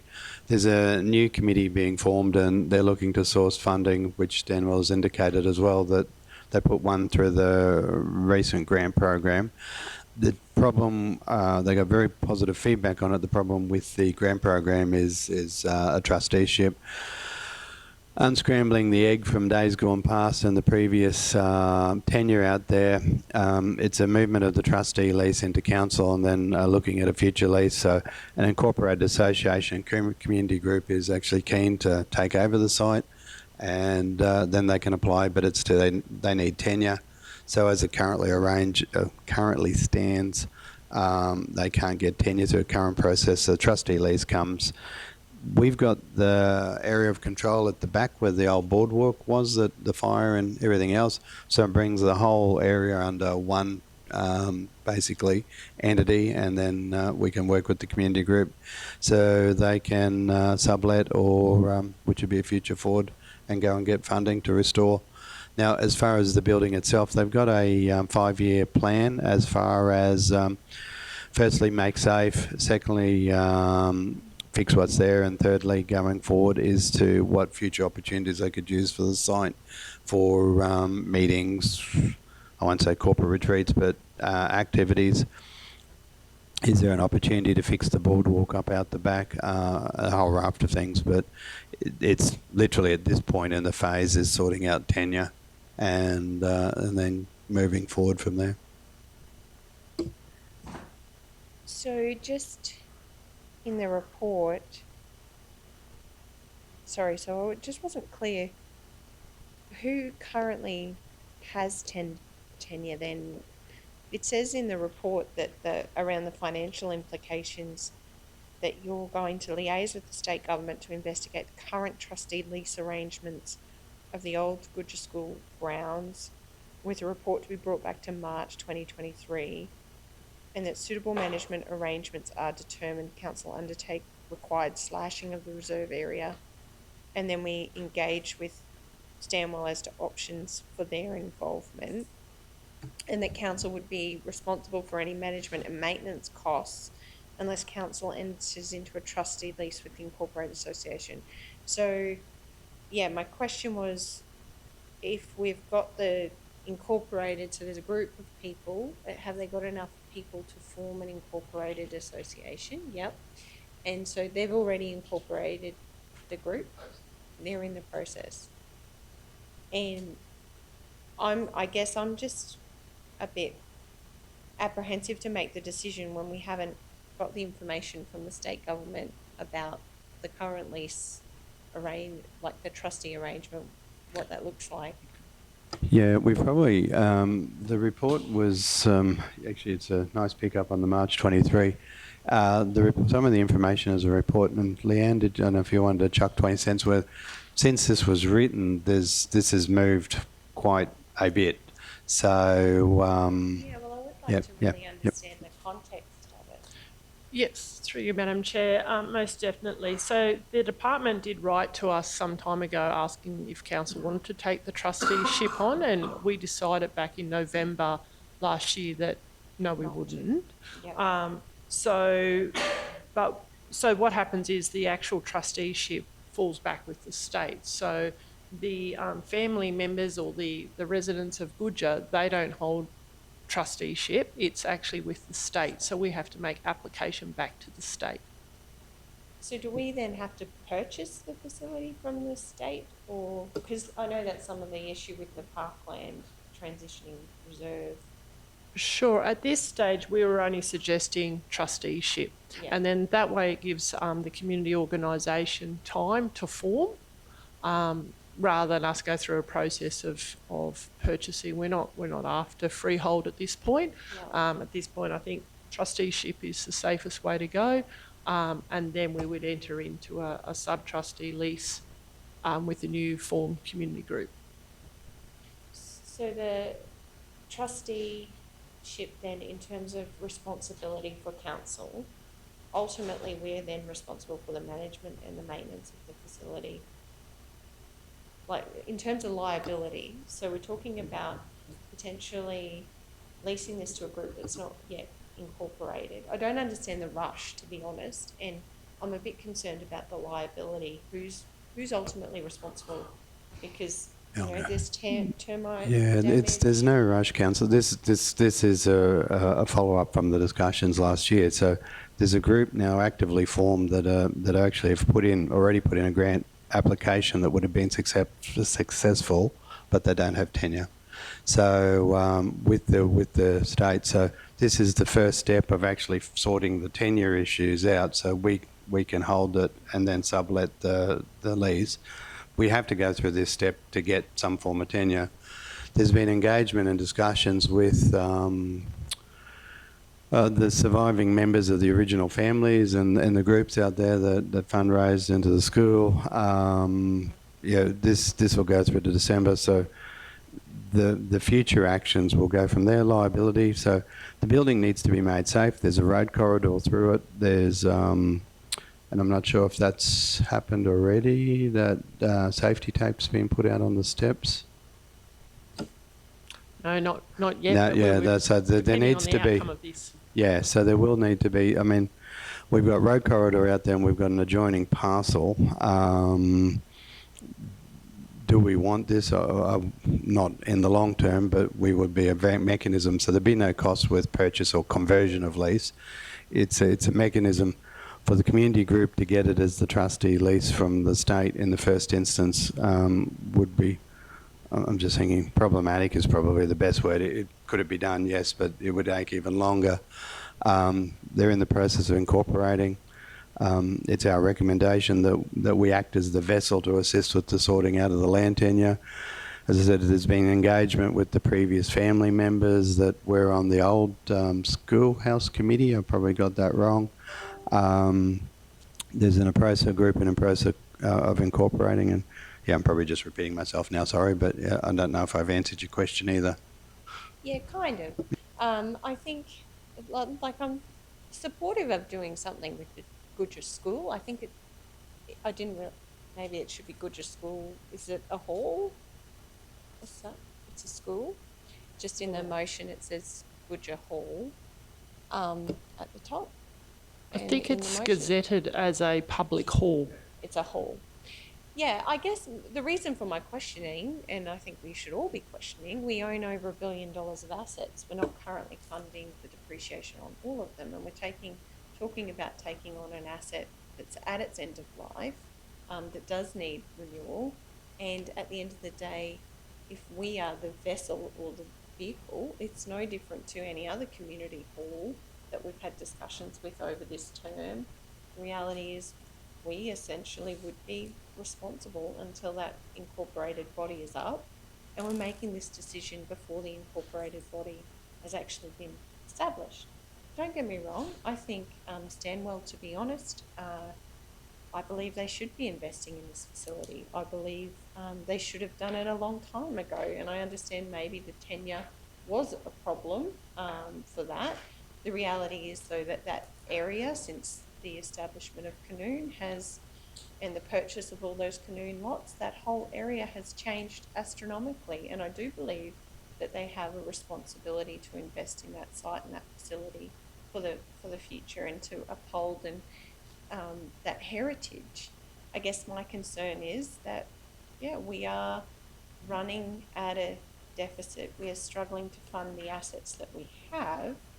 And, you know, we consistently have these conversations. I think we do have to ask ourselves the questions. We did in November decide not to support taking this asset on board. It's great to see and to hear. I wasn't at the meeting or invited, so it's great to hear that there has been some discussion and there's some interest from some community members to develop something. I certainly would like to see that happen.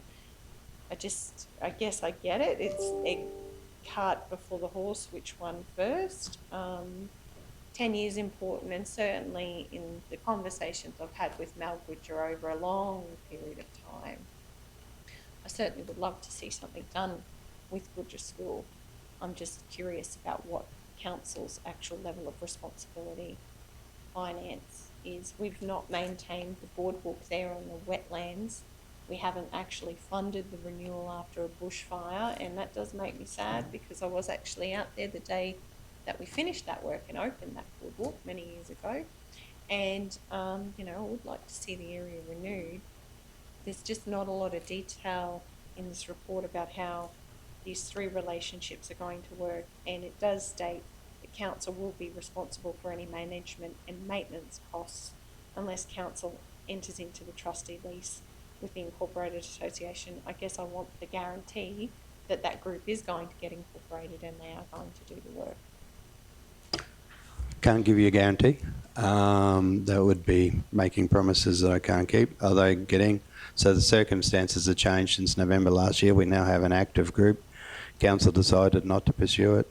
We actively take over it's a smaller scale, but 20, 30, 40,000 for a bus shelter at the Bunya Mountains turn off the Department of Transport, and we actively take over these assets. It's a bigger picture. This one, we've got a group that and again, I'll just as a, to my mind, this is the first step in a process that brings all the tenure out there. We're actively managing cat's claw on site across both sites. We have an unofficial probably relationship with who's mowing it at the minute. We do. So we're maintaining the site. So any action that would be taken on site would be already joined as a party. So the liability risk sits there as well. Yeah, this is just a first step, and it's up. Like we're recommending up that we move down this path because it gives a bit of a light to hopefully we can do something with the whole site. Sit here and guarantee we've got best faith, and certainly given the people involved, I believe they'll be able to do it. They've got enough members. They've started an incorporation process, so it'll just sort out the tenure part of it to allow something future to happen. But I hope that helps anyway. But yeah. Yeah, no, it does. And certainly it's, I think, our role as councillors to ask the questions, and being the very difficult budget discussions we've had, I think it's reasonable to ask the questions I have. I will support this because I think it would be great to see Goodger School return to its former glory and to see the facility used. And I do, genuinely believe that Stanmore should be co-contributing to that project. Probably should have done it a long time ago. Thank you. Councillor Erkins. Thank you. Through you, Madam Chairman. I believe that I'm very supportive of it. One of the things being that I think it's it's part of our history and lifestyle, and I just think that if we let that type of thing go, it's difficult then to pick up. With the incorporation of the organisation, I suppose it's a little bit like the chicken and the egg. I mean, what comes first? Something's got to go. And you know, I have had conversations with some of the people involved, and I believe that they are very committed, the people from that area, and they really will go ahead and do what they have to do. They did tell me that they were confident of getting funding, but they did need to have some ownership or a lease of the property and get their incorporation in place. But without, you know, so it's got to start somewhere. So I believe that we really need to get onto it and do it. So I'm very, very supportive of the motion. Thank you. Yeah, thank you, Councillor Erkins. I think this is a great motion, and it's great to see an organisation, a group of people coming together for a worthy cause. Councillor Henson. Thank you, Madam Chair. Through you, I'll just bring your attention to the Tingura Hall and the figures that were bandied around in the Tingura Hall in what was there, and we have dot points in front of us, and I wish the organisation all the best, because when you start talking $80,000 for a wheelchair ramp, and we know the costs associated with halls, that I hope, in support of it, it's 105 years old, that I hope it doesn't come back to this chamber and all of a sudden there's a recommendation or something on the agenda down the track that they need $500,000 or $1 million to pursue this. So those were the figures bandied around Tingura Hall, of course, and there's some historical memorabilia associated with that as well. So, and this hall is seriously dilapidated. So I wish them well, and Stanwell, if they're going to be a part of that, they may have to come up with a couple of extra zeros on their funding. Thank you very much. Councillor Erkins. I think the main difference between the Tingura Hall and the Goodger Hall is that the Tingura community are looking for council to do the work. That was my understanding of it, where this organisation are just asking for us to give them, for us to get it, to give them a lease, and they're looking at doing it. So I think there definitely is a big difference in it. And I know even with my discretionary fund, when organisations ask me for money from my discretionary fund, I am always much more happy to give out money from there to organisations who help themselves. And I really, with I don't mean any disrespect to the Tingura community, but I do feel this is something completely different. These people are forming a committee. They want to take over ownership of it, and they want to get it going and get it up, bring it back for their community and for our community. So, I really, just to clarify, that's my understanding. I just wanted to ask, just in terms of the use, this incorporated body that you're talking about, what is their vision for using this facility? Like, how will it be used, managed, operated into the future? Like, what are they actually wanting to do here? They've got a 5-year plan that they've done up already that they've put through the system. Firstly, stop any further decline is their first priority. 70 to 100,000, I think they've worked out it'll cost them in that. Then look at restoration and repair, so historical. So you've got the store up there, so that there's something up there that they can restore. They're looking at it as it goes forward as a future meeting site, picnic site. The Broadwalk down the back, what they could do with that down the future, nature reserve, all that sort of thing. I don't have a copy of their 5-year plan. It's just been through conversation, but they certainly have. I believe they probably not believe. Well, yeah, I'm just trying to think whether they submitted or not, but I believe they developed one for their grant application, so they've been banding it around, so we could certainly ask them if they want to send us a copy and we could circulate it. Yeah, I'd certainly really like to see the 5-year plan and what their vision is for actually using the facility. We know, even just in the terms of usage of our own halls, the management, booking them, how the community will have access to it, what their time frames are. There's some significant work here. Like, it needs a full new roof, new tanks, new footings, new stairs. It's basically a new build in so many ways, and I mean that respectfully. It's got perhaps good bones, but there is a lot of work in, bringing that up to a standard where community could actually be using it. And like I said, I do think there are players that should co-contribute to that. I'm just mindful how hard it is for volunteers to actually be able to undertake a project like this. It's a huge project. I'm supportive of the recommendation as it stands, being a committee meeting, but my final decision will rest on that vision and that corporate plan and how their bigger plan about how they're actually going to use the facility, because at the end of the day, our ratepayers will be responsible for this facility, and while we might be mowing it, there will be a lot more needs as it develops over time, and we do need to consider the whole picture. So I'd like to see the 5-year plan. Supportive of the recommendation as it stands, but would like to thank you, CEO Mark, for requesting that and getting it to us before the general. Can't guarantee it. I can request it, but if they supply, they don't. So I can't guarantee you'll get it before next Wednesday. Yep. Acting Mayor. Yeah, thank you. Just through you, Madam Chair, to CEO or Leanne, Manager Peterson, this group that is proposing to become incorporated, I'm pretty sure that they would have, if it was possible, they would have addressed the state government to try and get the tenure sorted, but it's not possible for them to do it. So council is acting.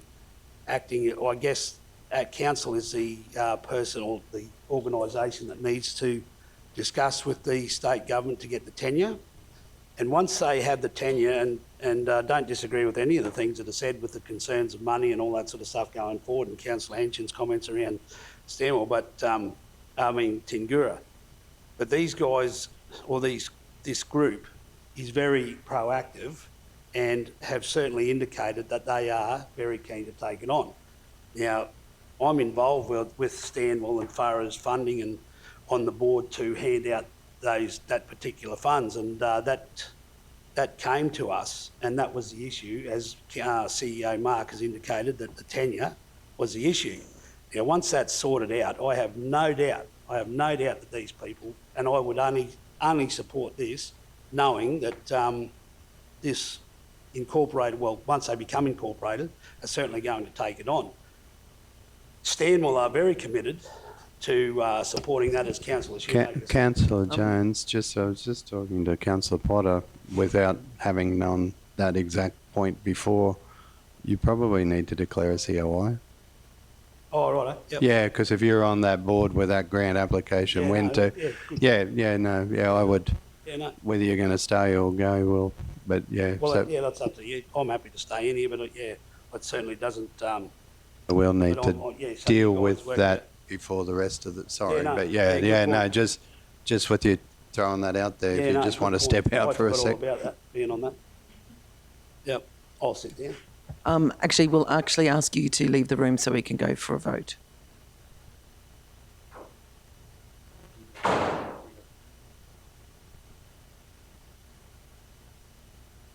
Okay, we're just getting the wording up here. Which wording does she? Yep, the one where he would like to stay in for the. She,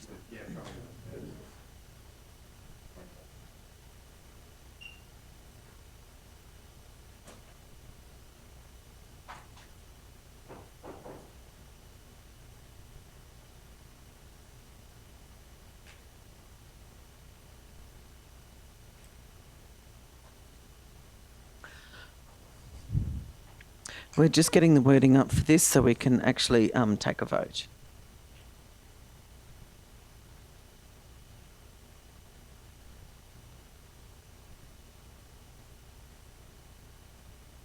Yep.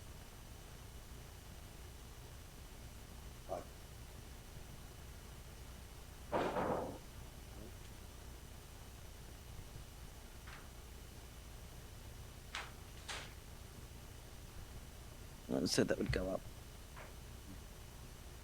11:27 where I left the meeting.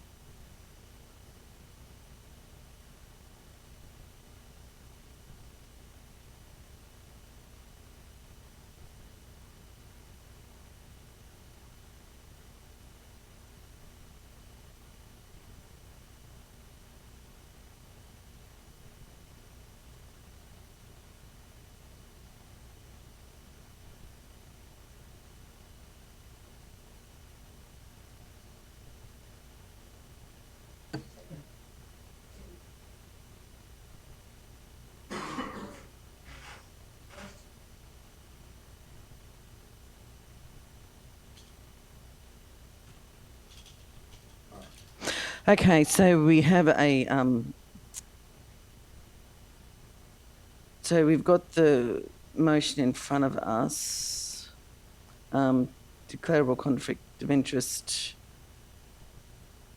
So doesn't he have to?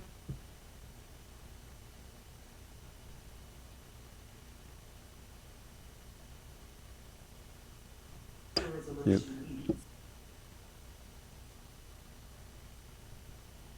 So the councillor's declared he wants to stay.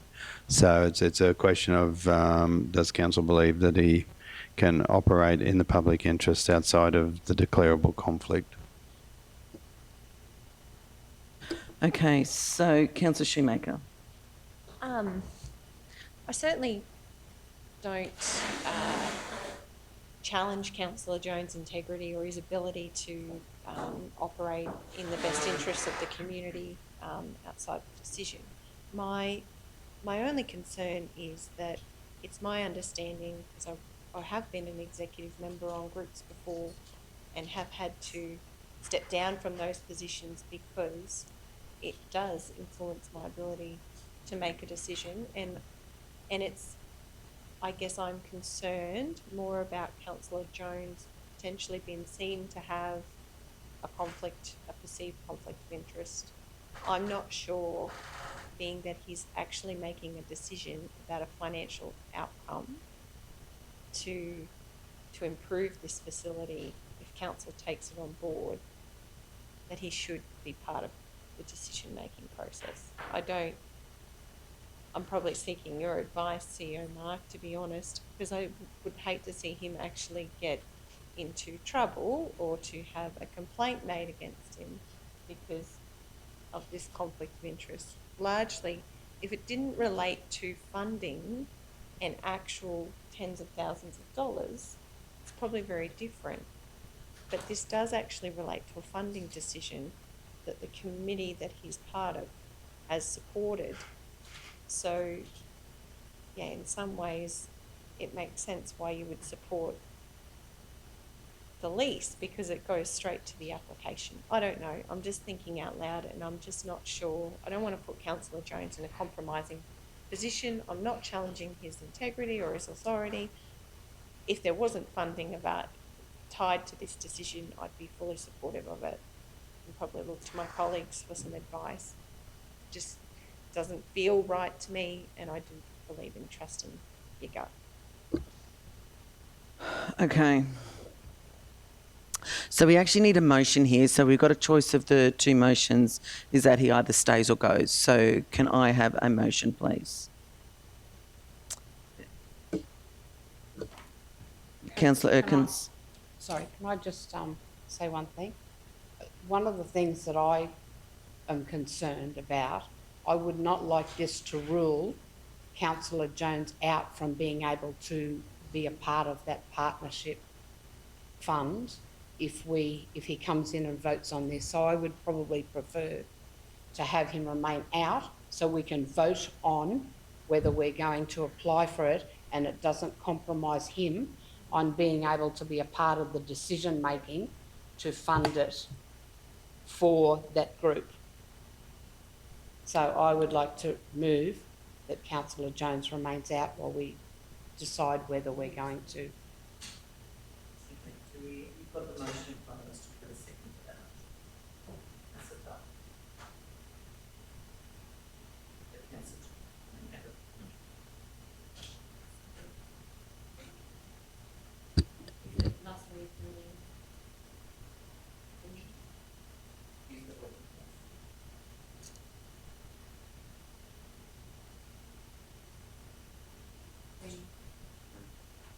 I think the Good question, because we rarely have this one.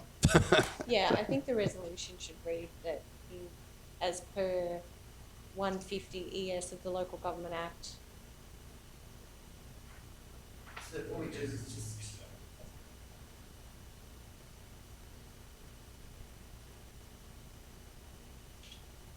And then it would be my understanding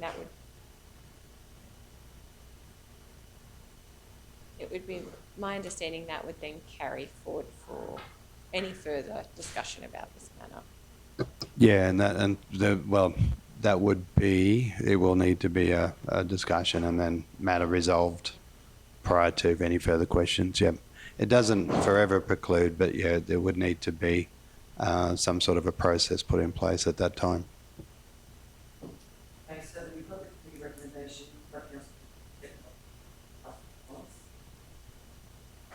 Madam Chair. Can I just make a comment? Look, this conflict of interest, this is, and as much as Acting Mayor Jones, I would have thought that he would also have a conflict of interest in the event that he's on that community benefit fund organisation, that's where his conflict of interest would be more so than here in the chamber today. Would that not be a fair call? Like But that's outside of our control, Councillor. I understand it's outside of our control, but that would be a conflict of interest as well. And I would suggest that he would probably So not be a part of it as well. Sorry. Yeah. Without, that's not I for was gonna discussion say- today. Yeah. Well, through the chair, that was really why I moved that, so that when he's in his discussions, when there's debate out there, councillor Henson, that he hasn't been part of it here, so therefore I'm hoping that that takes out the conflict and he's able to participate because he wasn't part of this decision. So that allows him to, be able to vote and participate in that discussion. That's why I did that. Okay, so we've got the motion in front of it that Councillor Jones must leave the meeting, including any area set inside for the public, and stay away from the meeting while the eligible councillors discuss and vote on the matter. All those in favour? Unanimous, thank you. Okay, so we can keep that discussion now. So with the trustee of the Goodger Hall Committee, you just let him know that he can't come in. Thank you. Can I move that we have had plenty of discussion on that? I move we put the motion to the vote. Point of order, whatever. Procedural motion. So we've got a procedural motion to put this to the vote. Do we need it? Seconder for the procedural motion, Councillor Duff. Thank you. All in favour? Unanimous. Okay, guys, let's go straight to the vote. I'll just wait for... Yeah, okay, so recommendation is that the council become trustees of the Goodger Hall, locally known as the Goodger School of Arts, being reserved for public hall, reserve lot 186 on FY 850 pursuant to section 257 1B of the Local Government Act 2009. The council resolves to delegate to the Chief Executive Officer the power to complete the transfer of trusteeship. All those in favour? Unanimous. Thank you very much. Right. We can bring Councillor Jones back in there. Thank you.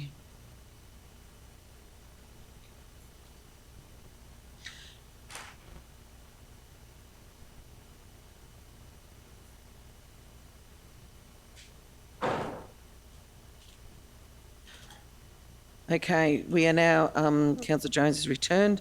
So now we are up to item number 9.3, which is the supplementary report for gifting of St Faith's Church and Cemetery at Mondure, and that the council, and there is a recommendation before council, so we might move and second the recommendation, then we can have the discussion.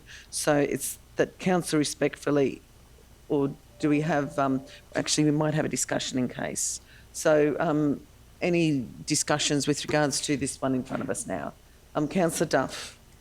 Thank you. Yes, I would like to see us actually take on the cemetery but not the church, and I thought that was the feeling of the chamber when we discussed it just when it was first brought to the council.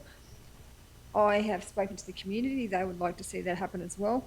The church could go to, somebody that could love it and do something with it, but that cemetery, the concern around the cemetery is that we have an elderly gentleman who's done it for years and years and years, but he's almost getting to the point where he won't be able to look after it, and that cemetery will just become an overgrown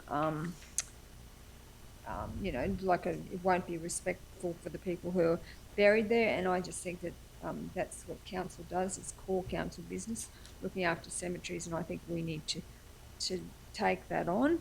I spoke to Manager Leanne. Apparently there's issues around subdivision, but I think we need to, whatever it takes, we need to go through that process to have that cemetery separated out and the council looks after it. So that's my view. Whether I need to move a motion around that at this point or whether we want to continue the discussion, but that's, have a very strong view about that. Thank you. Councillor Duff, you're quite within your right if you wanted to move a motion I'd like to move that. or change that motion in front of you now. That council decline the offer to be gifted the St. Faith Anglican Church, but accept the offer to take on the cemetery property located at Mondure, and it's probably got to be dot points around the subdivision of the land or whatever it takes to get to that point. So we just accept the offer to take on the cemetery property. They didn't give us an offer to take just the cemetery, did they? Well, they gave us an offer to take both, but we just say we'll accept the offer to take the land, but not the building. Yep. So, Councillor Duff, you have moved that motion. Thank you. Do we have a seconder for that motion? Can I just get a clarification? Sorry, can I just get clarification? Yes. I didn't know we were ever made an offer of just the cemetery. I thought that was our discussion, that we were going to put that to them. I didn't think they had put that to us.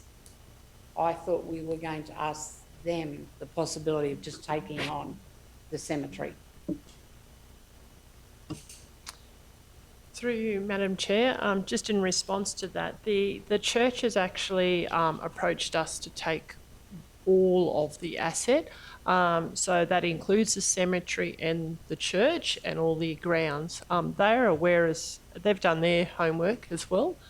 Subdivision of the allotment is very, very difficult because it's actually zoned rural, and unfortunately, we would be making an application that would actually deviate from the scheme and their current state planning policy. So, yeah, they are aware of that as well, and so they're suggesting that the whole lot stay together and be gifted to council. They are aware that there's going to be ongoing maintenance around the actual cemetery itself, and the large grassed area will need to continue to be mowed.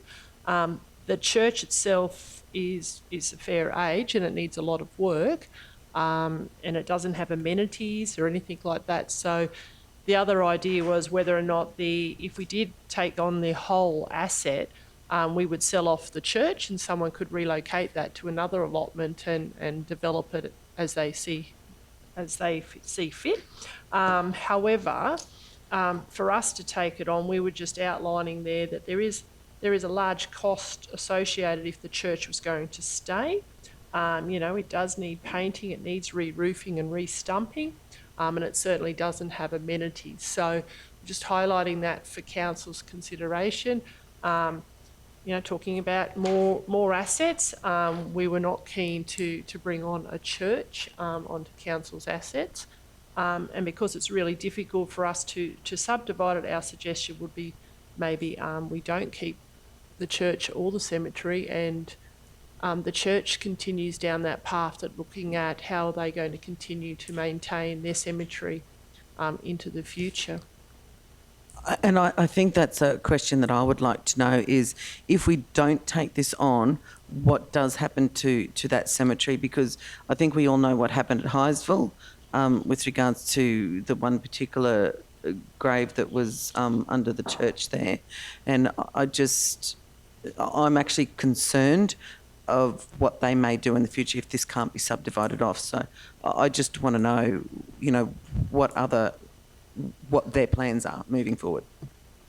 They haven't shared that with us. They have responsibilities to continue to look after their cemetery, like a lot of other churches across the region continue to look after their cemeteries. the one on the way out to Cumbia, they first of all removed their hall and their church, and there's just a cemetery there, and council doesn't continue to maintain that. The one at Old Tabinga Road, council doesn't continue to maintain that. So there are cemeteries throughout the region that the churches would continue to be responsible for, so this would be the same. This would remain with the church.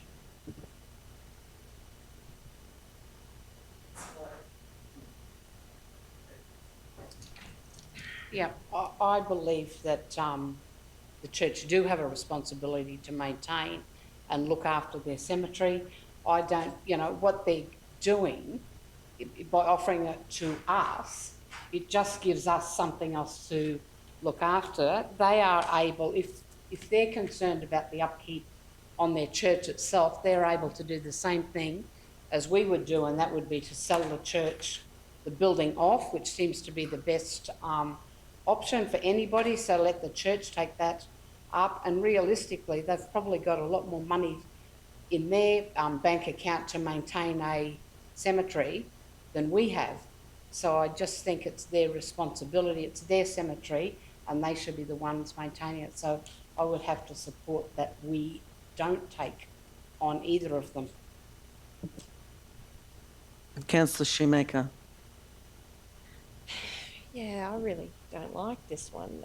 I just wondered from a planning point of view, the rural zone, so it's a 4,000 square metre lot. I think I read in the report, something to that tune. Is there, the access point, I'm mindful, the access point to the cemetery and the church, it looks like maybe it's a dirt track leading up there, is that right? That is correct. So in terms of any sort of subdivision or trying to remove it, is there any sort of planning advice or anything you might be able to shed on this, Manager Darrell, or? Yeah, through you, Madam Chair. Obviously, in the report there on page 142, there is a section there on the subdivision, and it does state that, you would need to justify deviating from the scheme. So by subdividing that, it's not compliant with the scheme, so we need to provide that justification. Clear. I understand that. Probably my question is a cemetery enough of a justification to undertake that application? Through you, Madam Chair, obviously, we're dealing with the hall and the cemetery. So, if we're going to subdivide off the hall, we just need to probably get some additional planning advice in relation to that. But the preliminary advice based off what we've been given to date is not compliant with the scheme. Yeah, thank you. I really don't know. Like, knowing that we have other cemeteries that churches are responsible for and maintaining, it does seem like a logical thing to actually go back to the church and say, well, you've promised in so many ways. They established a cemetery here that has age about it, and in so many ways they are ultimately responsible for actually taking people who have passed away into their own care and saying that they're going to maintain and manage a cemetery at the church. But then I think about the discussion we've just had around a school building that potentially is 105 years old, and we're looking at those options because it's important to the community. As Councillor Duff said, this is important to the Mondial community. I'd probably like some more information about this around those planning options, what that would look like for council, or what, maybe it's not Councillor Duff actually taking on the cemetery, maybe it's negotiation or some sort of discussion with the church about what the options might be. Maybe they need to do their homework around the planning provisions and alike. I'm not suggesting that council takes on this heavy burden all for itself, but I do agree it is important to the Mondrill community and the people and those families. And I'm sure we've had this same challenges with many of the other cemeteries over time. I think it is really disappointing, by the way, to see churches who have been sending church plates around and collecting funds from regional communities like Mondrill for so long to actually withdraw from their communities, particularly when we're doing it so tough in these areas. I find that astronomical, but I think maybe, you know, to your motion, maybe it's seeking more advice or more negotiation about this one. I'm not sure if I want to make a quick decision because, yeah, ultimately I'm concerned about the community and those families there. And like you've said, the potential that it'll become overgrown, nobody will go there. I don't know what the answer is. I can't imagine that selling a lot with a cemetery on it is, you know, an option for the church. So I would like to see them maybe do more homework about if the cemetery does offer some sort of planning relief in terms of doing something outside the scheme. Obviously, the cemetery was put in before the scheme was even adopted because it possibly wouldn't be there if it was. I don't know. I would support your motion, Councillor Duff, if you wanted to do some negotiating. Happy to, I agree 100%. Councillor Duff, yes. Sorry to you, Madam Chair. That's my only concern is the ongoing maintenance of that cemetery, because I know that the local gentleman just has looked after it for years and he can't continue to do it. So what happens to it into the future? So I'd just be interested if CEO Mark could tweak the wording.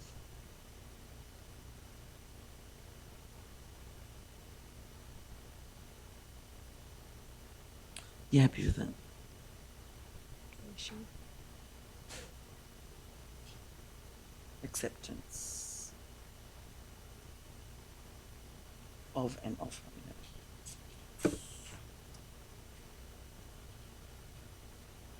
Maybe we need to be clear just in terms of our intent would be for them to subdivide the cemetery or to, because at the end of the day we certainly can't take on the church and that facility, so maybe it's the acceptance of an offer or, you know, to seek further planning advice about whether they can actually subdivide the cemetery. We're not going to be the only council in this situation. I'm sure this has happened many before, so there must be some precedent that the planning department has with regards to this. Yeah. Okay, so I feel like the church has to do the work, negotiate the, you know, potential subdivision of the cemetery to remove the cemetery from the lot, or to split the cemetery from the lot, to split the cemetery from the lot.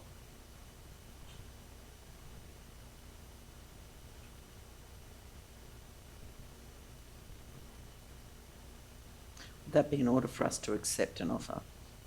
Yeah, in order for us to accept an offer. Yeah. Yep, that's good. Thanks, Councillor Potter.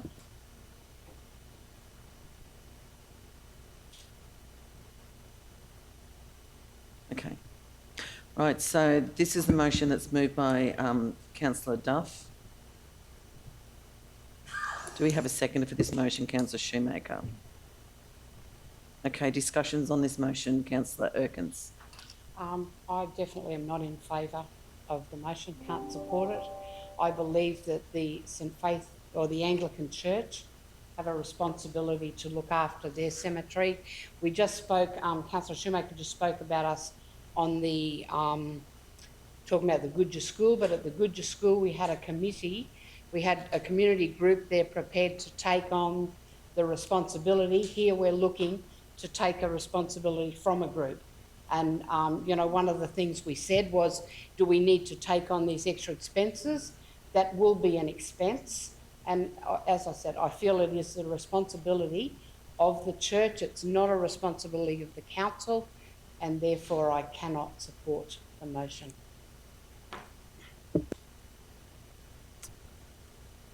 Okay, thank you. Any other comments or questions with the motion before us now?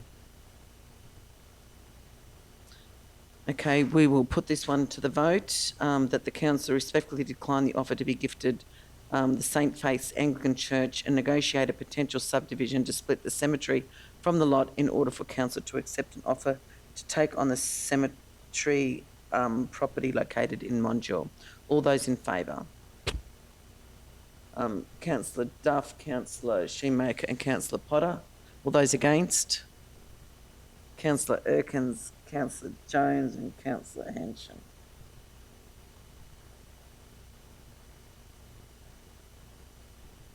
I'm sorry, but I've got to put my casting vote towards talking to Anglican Church.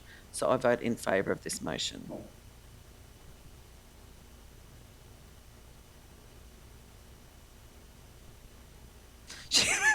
This is a new day.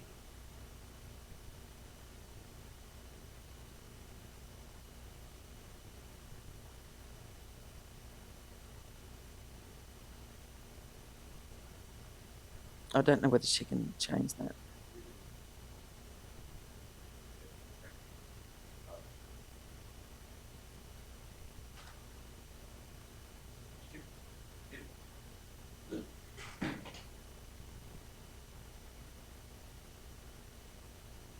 Okay. So we're up to item 9.4, which is the community consultation regarding MILP Incorporated lease / gift of section of McMahon Park.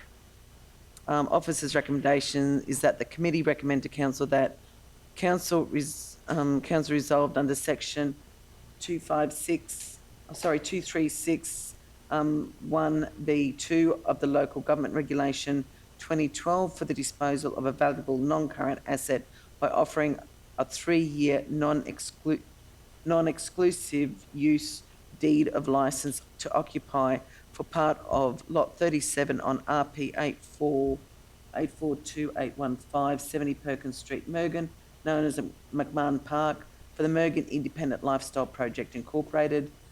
2, pursuant to section 2571B of the Local Government Act 2009, that council resolved to delegate to Chief Executive Officer the power to negotiate, finalise and execute the deed of licence to occupy between council and the Mergen Independent Lifestyle Project Incorporated on terms and conditions the Chief Executive Officer reasonably considers as satisfactory to council. Number 3 is that council provide ongoing support to encourage MILP Incorporated to progress the project and develop partnerships and source funding through other organisations at a local, regional and state level. Do we have a mover on this, Councillor? Of course, Councillor Duff. Do we have a seconder for this? Councillor Henshin, thank you. Councillor Duff.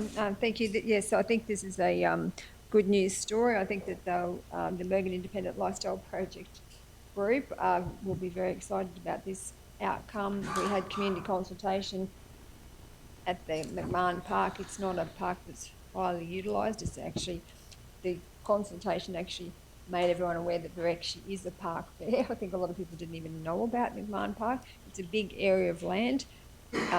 There's plenty of land left there to progress as parkland, and the Mergen Independent Lifestyle Group have been looking for something for a long time, and they have support from Graham House. I think there's a lot of support here from Graham House to get in behind this, and so I suggested to the group that they needed to get some of the feedback we got was, they're just a fledgling group. They probably need to have some organisation to back them, and so the Graham House is absolutely 100% behind this project. So really keen to see this happen, and yes, just like I said, I think it's going to be a good way forward for council and for this group to have that opportunity for those disadvantaged young people to get to have a home, and I think that the report shows what it's all about. Certainly will fill a gap in the community. Thank you. Before we go to Councillor Shoemaker, I've just got a couple of things here. We've only got up to state level. We don't have federal written in there. And I'm thinking, considering you've got a letter of support from Lou O'Brien, I'm thinking there should be federal support in that as well. And the other one is, according to the map as well, it goes right up to the bordering fence lines of the adjoining properties that border onto the other road. I would personally like to see at least a walking track through that, unless some of that area where the waterway is unfenced. So people can actually go right through McMahon Park and not have to get to the end and then turn around and go back. I would like to see access from the other side as well, from that road reserve area. They are just my thoughts. Councillor Shoemaker. I guess my question about your thoughts, I've got a couple of thoughts too. Are these things that we can put as provisions in the deed? What's the process for the deed of licence to occupy? Does that, if we delegate that to the CEO, I guess we veto council's opportunity to influence that. If we provide feedback now, does that influence that deed? What's the standard process for the deed? Does it say you can use this land for 3 years and try to shape up your project, and then, you know, should we put some of these conditions or some of the feedback the community provided around the walking path? My only thinking was the community were really adamant that the lot was to be used specifically for the purpose of disability support housing. I don't know whether we can make that a provision of the deed. Probably asking your support, CEO Mark, in terms of the mechanics of this and what that deed looks like. Generally with these, if you've got specific provisions, it's probably good to get them out now, because normally these are fairly stock standard documents, and so use the word template model. But yeah, so if you've got specific requirements, it'd be great to know them, and then we can fold them in as conditions. Yeah, well, certainly I agree with Councillor Potter. I think the walking path or track between the two lots should be something that we try to achieve.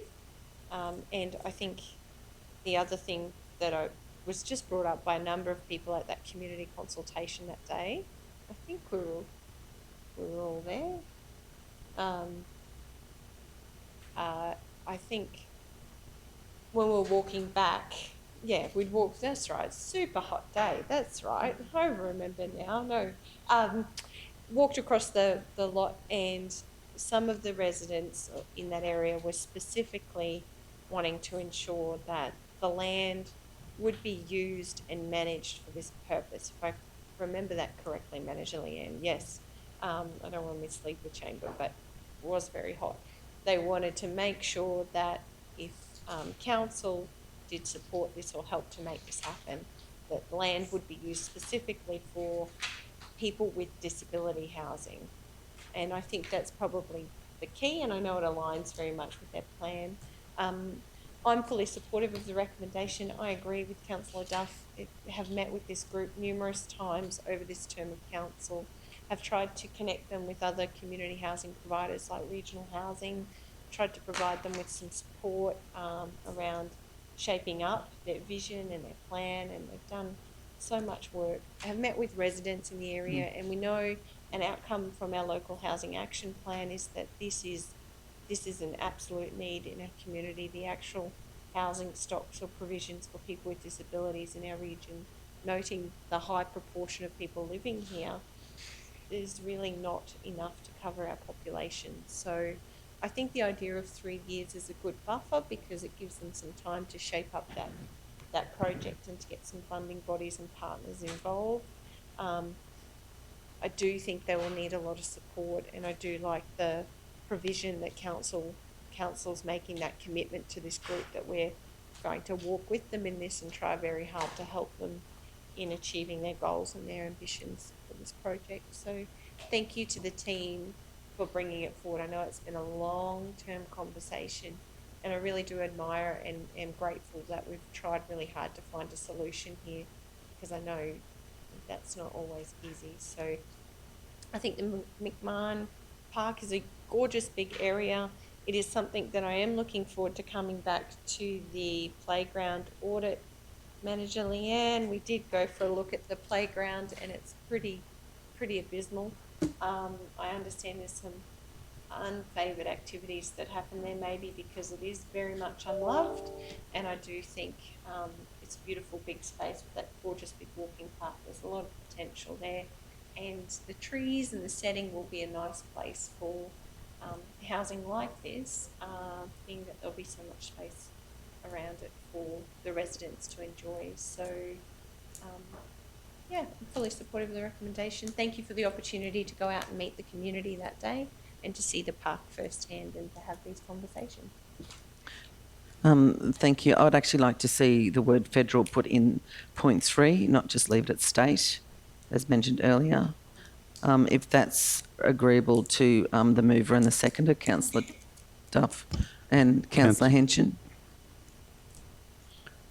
Are you agreeable to that, to have the federal in there as well? So, Councillor Potter, we had between you and Councillor Shoemaker, walking path track between the two lots used and managed for the specific purpose being disability housing. Was there a third one that you said about a fence line? No, it was just between between the two, because I'm not too sure where their fence line is going, because there is a big waterway through there and that would have to be managed extremely well if they were fencing that. But I just need to make sure that people have access to be able to walk right through McMahon Park. So, Councillor Erkins, then we'll go back to Councillor Shoemaker. So with all your councillors and staff walking around up there at McMahon Park, I want to know if anyone found my name badge. I lost it there. So if you see it, can you send it back to me? Councillor Shoemaker. The only other thing I was thinking was the community members who were present. There were a couple in particular who were very interested in like this project and supporting or being part of the conversation or helping the group, if I remember that correctly, Councillor Duff. I don't know whether in a deed, whether you can put a provision or something in there that sort of says that some sort of unwritten agreement with the group that they'll maintain some level of community discussion, whether that's something that we provide through that ongoing support. Probably looking to you, Manager Leanne. I think you were there and had heard some of the feedback, and I think it was very relevant, being that some of the housing in the area may have been built for a purpose and no longer used for that purpose, and the community did have some reasonable concerns about that, that I don't know what the community piece is, but Most definitely. Through you, Madam Chair, yes, great feedback through the community consultation process. I think there's a lot of people there that realise that this is going to be a very, very big project. There's a huge need for it, no doubt, but lots of planning, lots of design yet to occur, lots of conversation around management and security and how the services are going to be provided through that facility. And I think the intent was in that dot point 3 there of the resolution where council provides ongoing support and encourage the MILP Incorporated to progress the project and develop those partnerships. I think that was our intent, is that we will participate and be part of that and really encourage this group to continue to network with those individuals, and there's probably a lot of other stakeholders yet to be contacted to be part of this project. So that was the intent of, and why we incorporated that into the resolution. Yeah, so we're happy, and I think we need to continue to do that because this project, is going to be quite a large project and a huge amount of investment into the Mergen community. But there's a lot of work to be done. So that's where we thought we'd had it. But yes, you're definitely right. There was quite a few members there at the community consultation day that really wanted some sort of security from council that if there was going to be a disability facility built, that it remains that for forever, that in 10 years' time after the funding agreements had been completed, that this group didn't decide to sell it off or repurpose it for another need. There was quite a lot of discussion on the day around that. So I think that's part of the progressing through this partnership. and we're only offering a 3-year deed of licence. So down the track, you would imagine that there would need to be some sort of tighter measure there for tenure, whether it's going to have to be freehold in the future or some sort of lease agreement. So that'll come forward in the future, I think, as well. Thank you very much. So if there's no other further discussions or comments with regards to this one, we might move it straight to the vote. So the recommendation's in front of you now. So it's moved by Councillor Duff, seconded by Councillor Henson. All those in favour? Unanimous. Thank you very much. Okay, the next one is item number 9.5, which is on page 183 of your agendas. So that's for sale of lots 202 and 213 Aerodrome Road to the Department of Main Roads. Officer's recommendation, the committee recommend to council. Council offer the land for sale to Department of Main Roads, sale of contract in accordance with section 236 of the Local Government Regulation 2012, the Queensland Government Land Transaction Policy 2021, and the South Burnett Regional Council Disposable Assets Policy. Do we have a mover for this one? Councillor Duff, do we have a seconder? Councillor Henson, thank you very much. Now, are there any other questions and comments with regards to this one? Manager Peterson, would you like to comment on this one? Thank you. Through you, Chair. We've had some further discussions with the Department of Main Roads regarding these allotments. The actual main road does not go across these allotments. It's a local road, so we actually need to not progress with this resolution and withdraw the report from council. How do we do now? I know it's been moved and seconded, but with the leave of the meeting, we will remove this committee recommendation from. So it's show of hands. Okay, unanimous. Can I just ask a question on that? Councillor Erkins wants to ask a question. Manager Leanne. Just looking at the map, would we look at putting the road where the road reserve is? So on page 187, you can see where the road, where Peterson Drive must actually have been originally intended to go down there. And if you go down to the next one, on page 189, you can see where the road reserve is, and then we've actually gone straight across the thing. Would we look in the future at putting the road in the correct place, or would we look at selling the blocks? I'll take that as a question on notice. Yes, through you, Madam Chair. It's something that we'd have to investigate in the future. It's probably not the highest priority, so would suggest it's something that we might look into at a much later date. Yeah, I would just rather get the information on that before it comes up again about selling the blocks of land.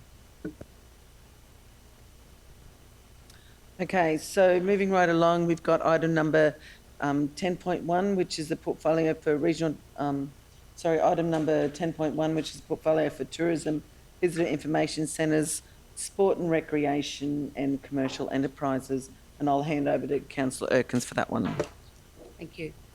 I'd like to present my report, some of which I've already been over when we discussed the visitor information centres and the working with Visit South Burnett. Quickly, I did travel to Toowoomba recently and had attended meetings with Southern Queensland Country, and I'd like to maybe investigate a little further into working with them through Visit South Burnett. They have actually rebranded to Southern Queensland Country Region, and they've taken in the North Burnett. So I'd like to look at the possibilities there. My report is all there, but it's just a couple of things. Councillor Jones and myself attended the Nanango 177 cadet group, and that was very impressive. They really add a lot to our ceremonies and Anzac Day's remembrance ceremonies in the area, and they're really doing very well. The Remembrance Day ceremony in Nanango was well attended, with the crowd being swelled by visiting caravan club. These visitors certainly added to businesses with an influx of people into the town.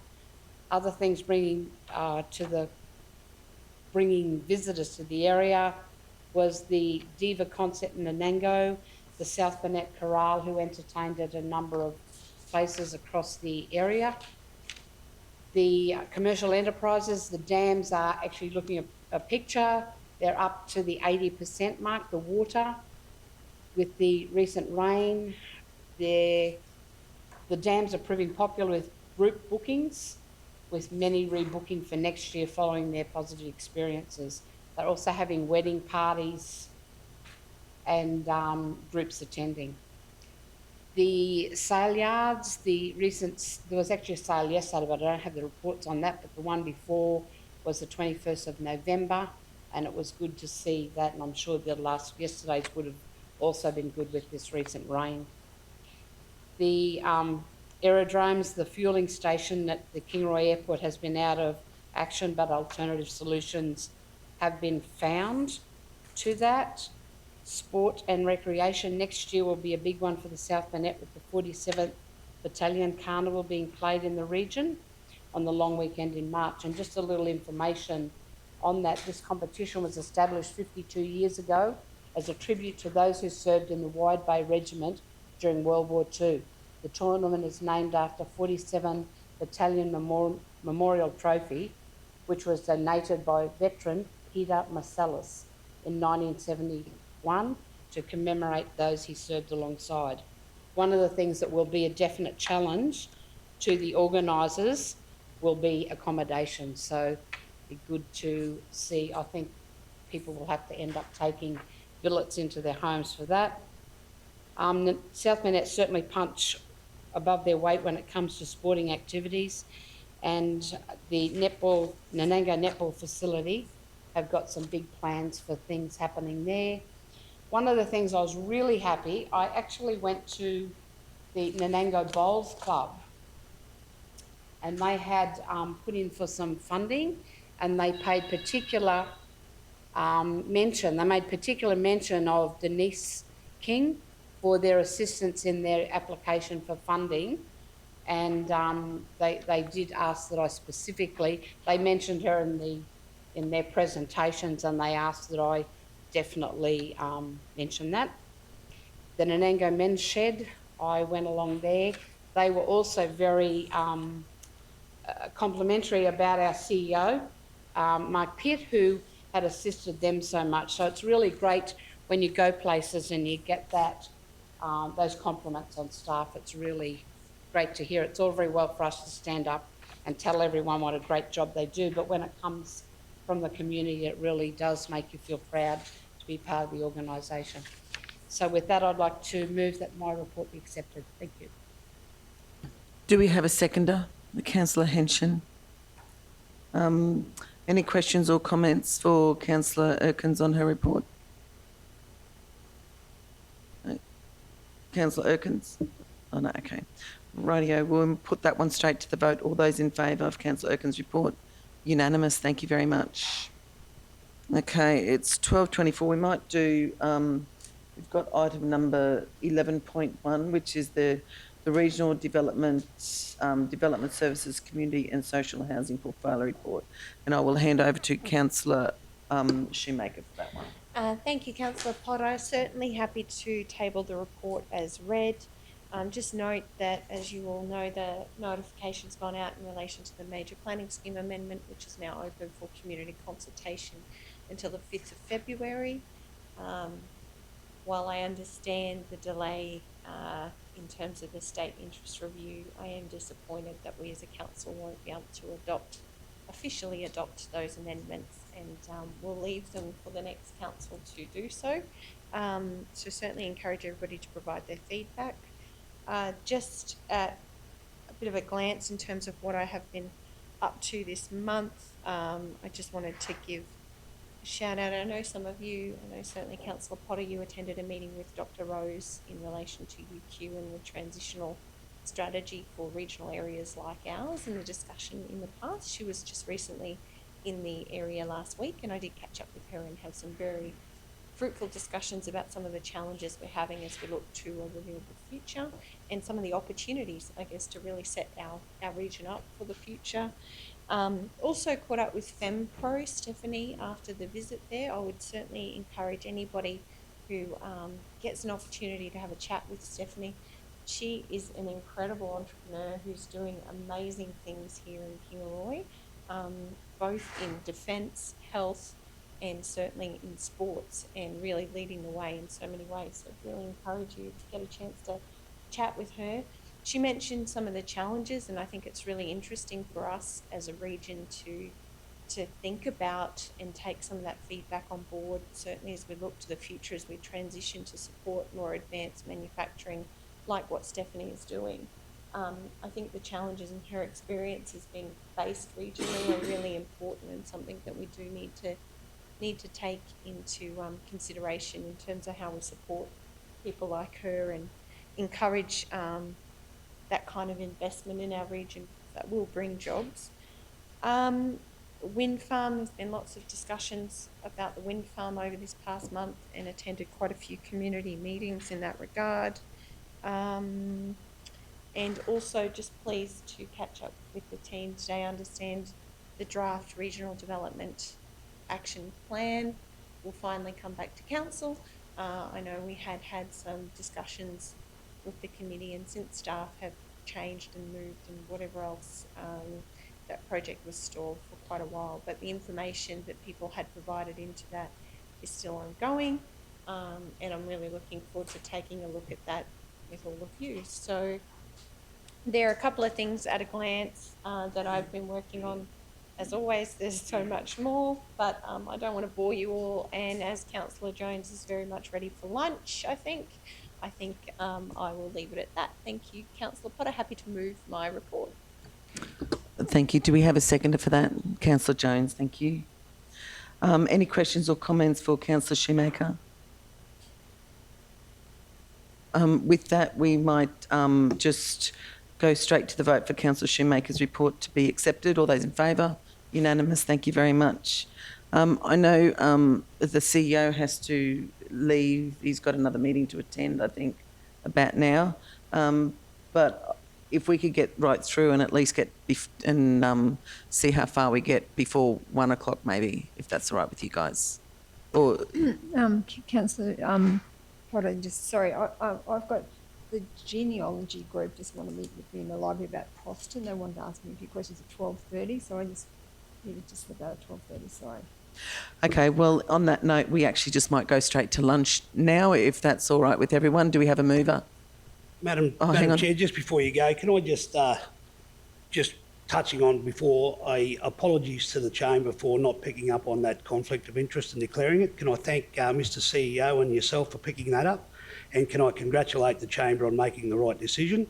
I think it's correct, and I was expecting that, but the only surprise was it took you so long to make that decision, but you did get it right, so congratulations on that, and apologies for not picking that up this morning. So thank you for picking that up, and congratulations to the chamber for making the right decision. Thank you. It's actually the wording. We're trying to get the correct wording. Okay, so on that note, do we have a mover and a seconder? Moved by Councillor Erkin, seconded by Councillor Henson, that we break for lunch. So if we're back here by 1:30, 1:15. What do you say? 1:30? Okay. Rightio.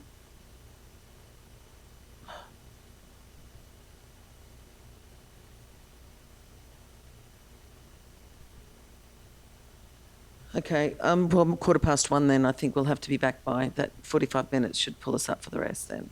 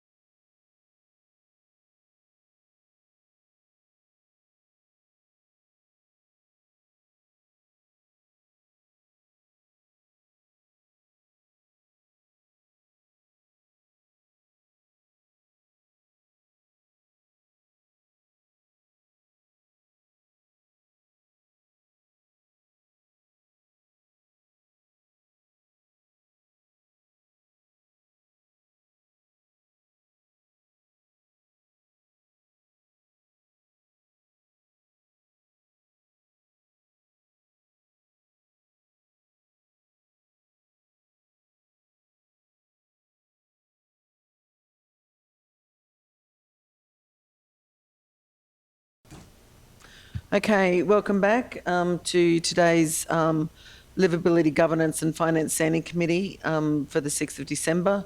Now that we've all had our lunch, it's time to resume. So we're going to start back on item number 11.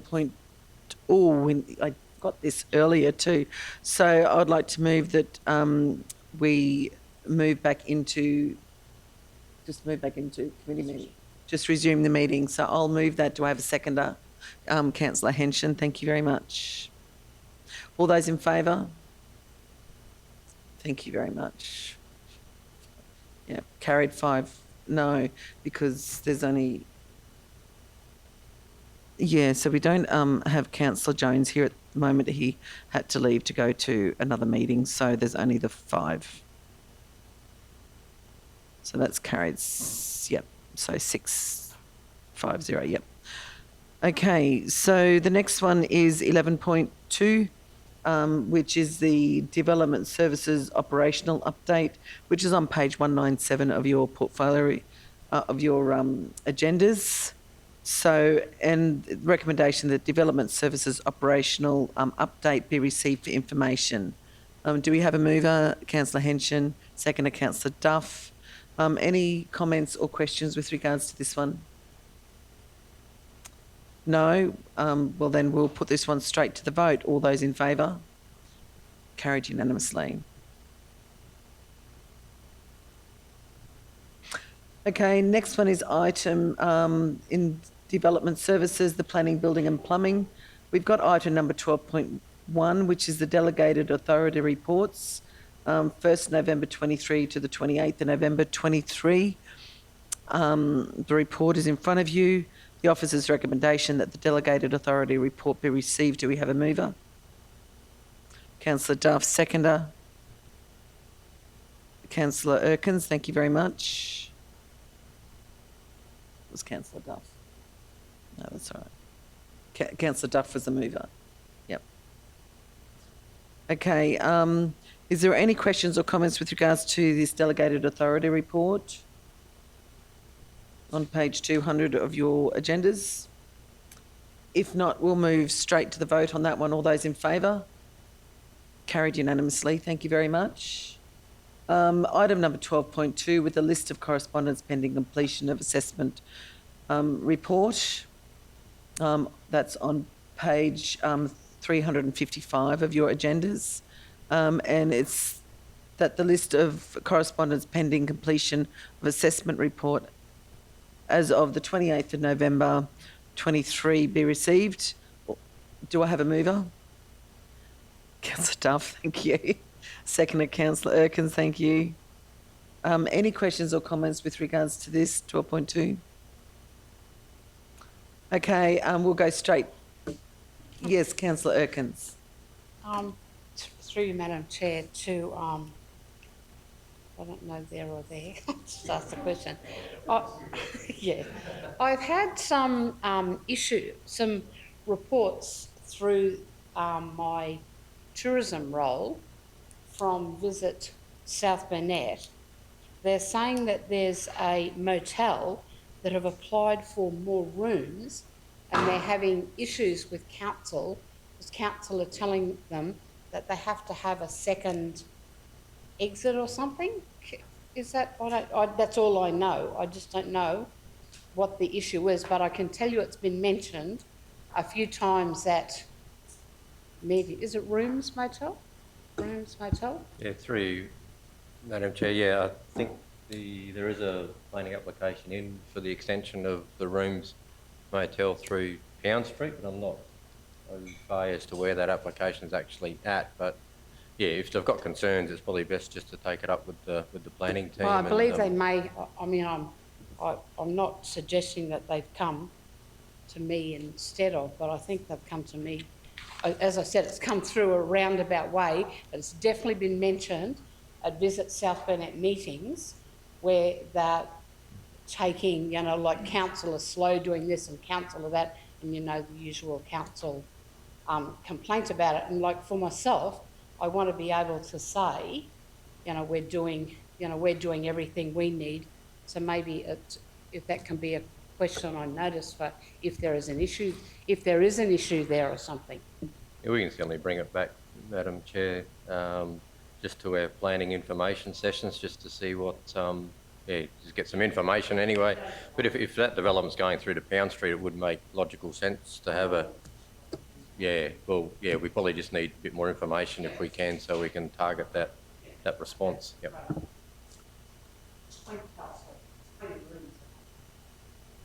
Yeah, that sounds like.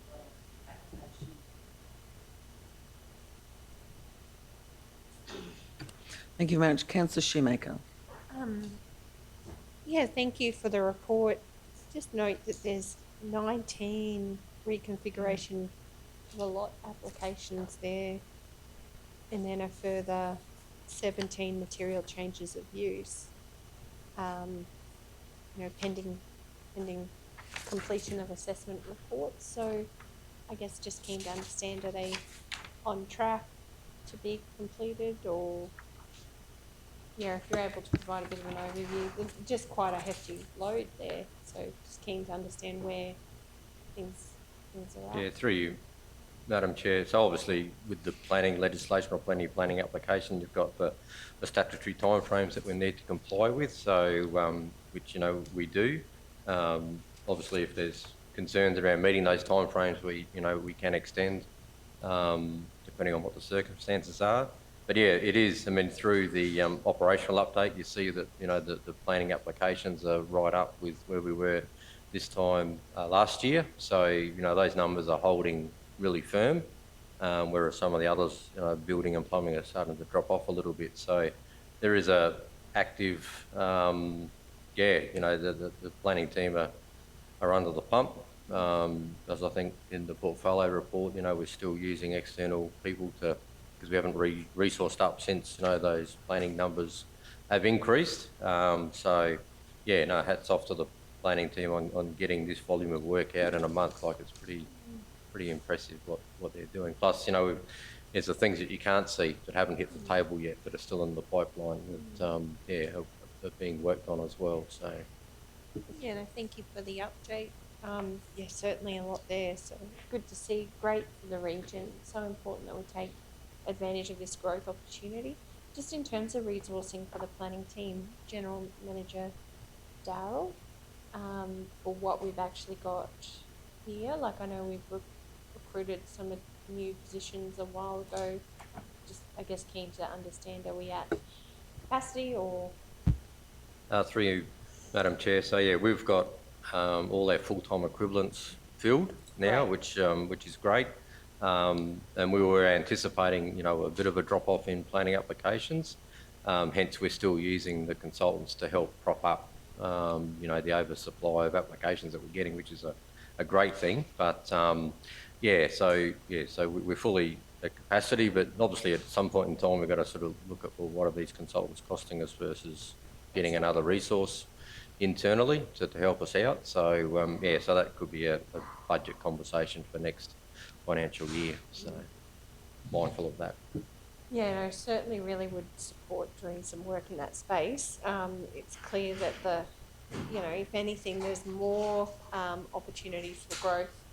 They're not declining, and we really, as a region, need to take those opportunities with both hands and be able to provide that red carpet surface for everybody who walks through the door with a, sustainable development for our region, particularly noting the, our need to actually have more ratepayers to make our finances stack up at the end of the day. We're stretched largely because we don't have enough people living in the region to cover the costs of it. So really, your team is at the forefront of enabling that growth, that population growth to happen. So I think a real in-depth look at where our gaps are and what we need to do into the future to meet those, I think, and what that looks like from a resourcing point of view, I think is really important in terms of informing that upcoming budget. So, and through you, Madam Chair, I think the other thing that's not in the report is just the general inquiries that we get, and I know, we get a fair few from councillors around the room, but we also get inquiries from people who looking at doing an application for whatever that is. So, and a planning application isn't always a simple yes no inquiry, and generally, you know, it may or could come to nothing. So, you know, or it might come to something in 6 months, 12 months time down the track. So there's a lot of other work that goes on behind the scenes that isn't reported. So.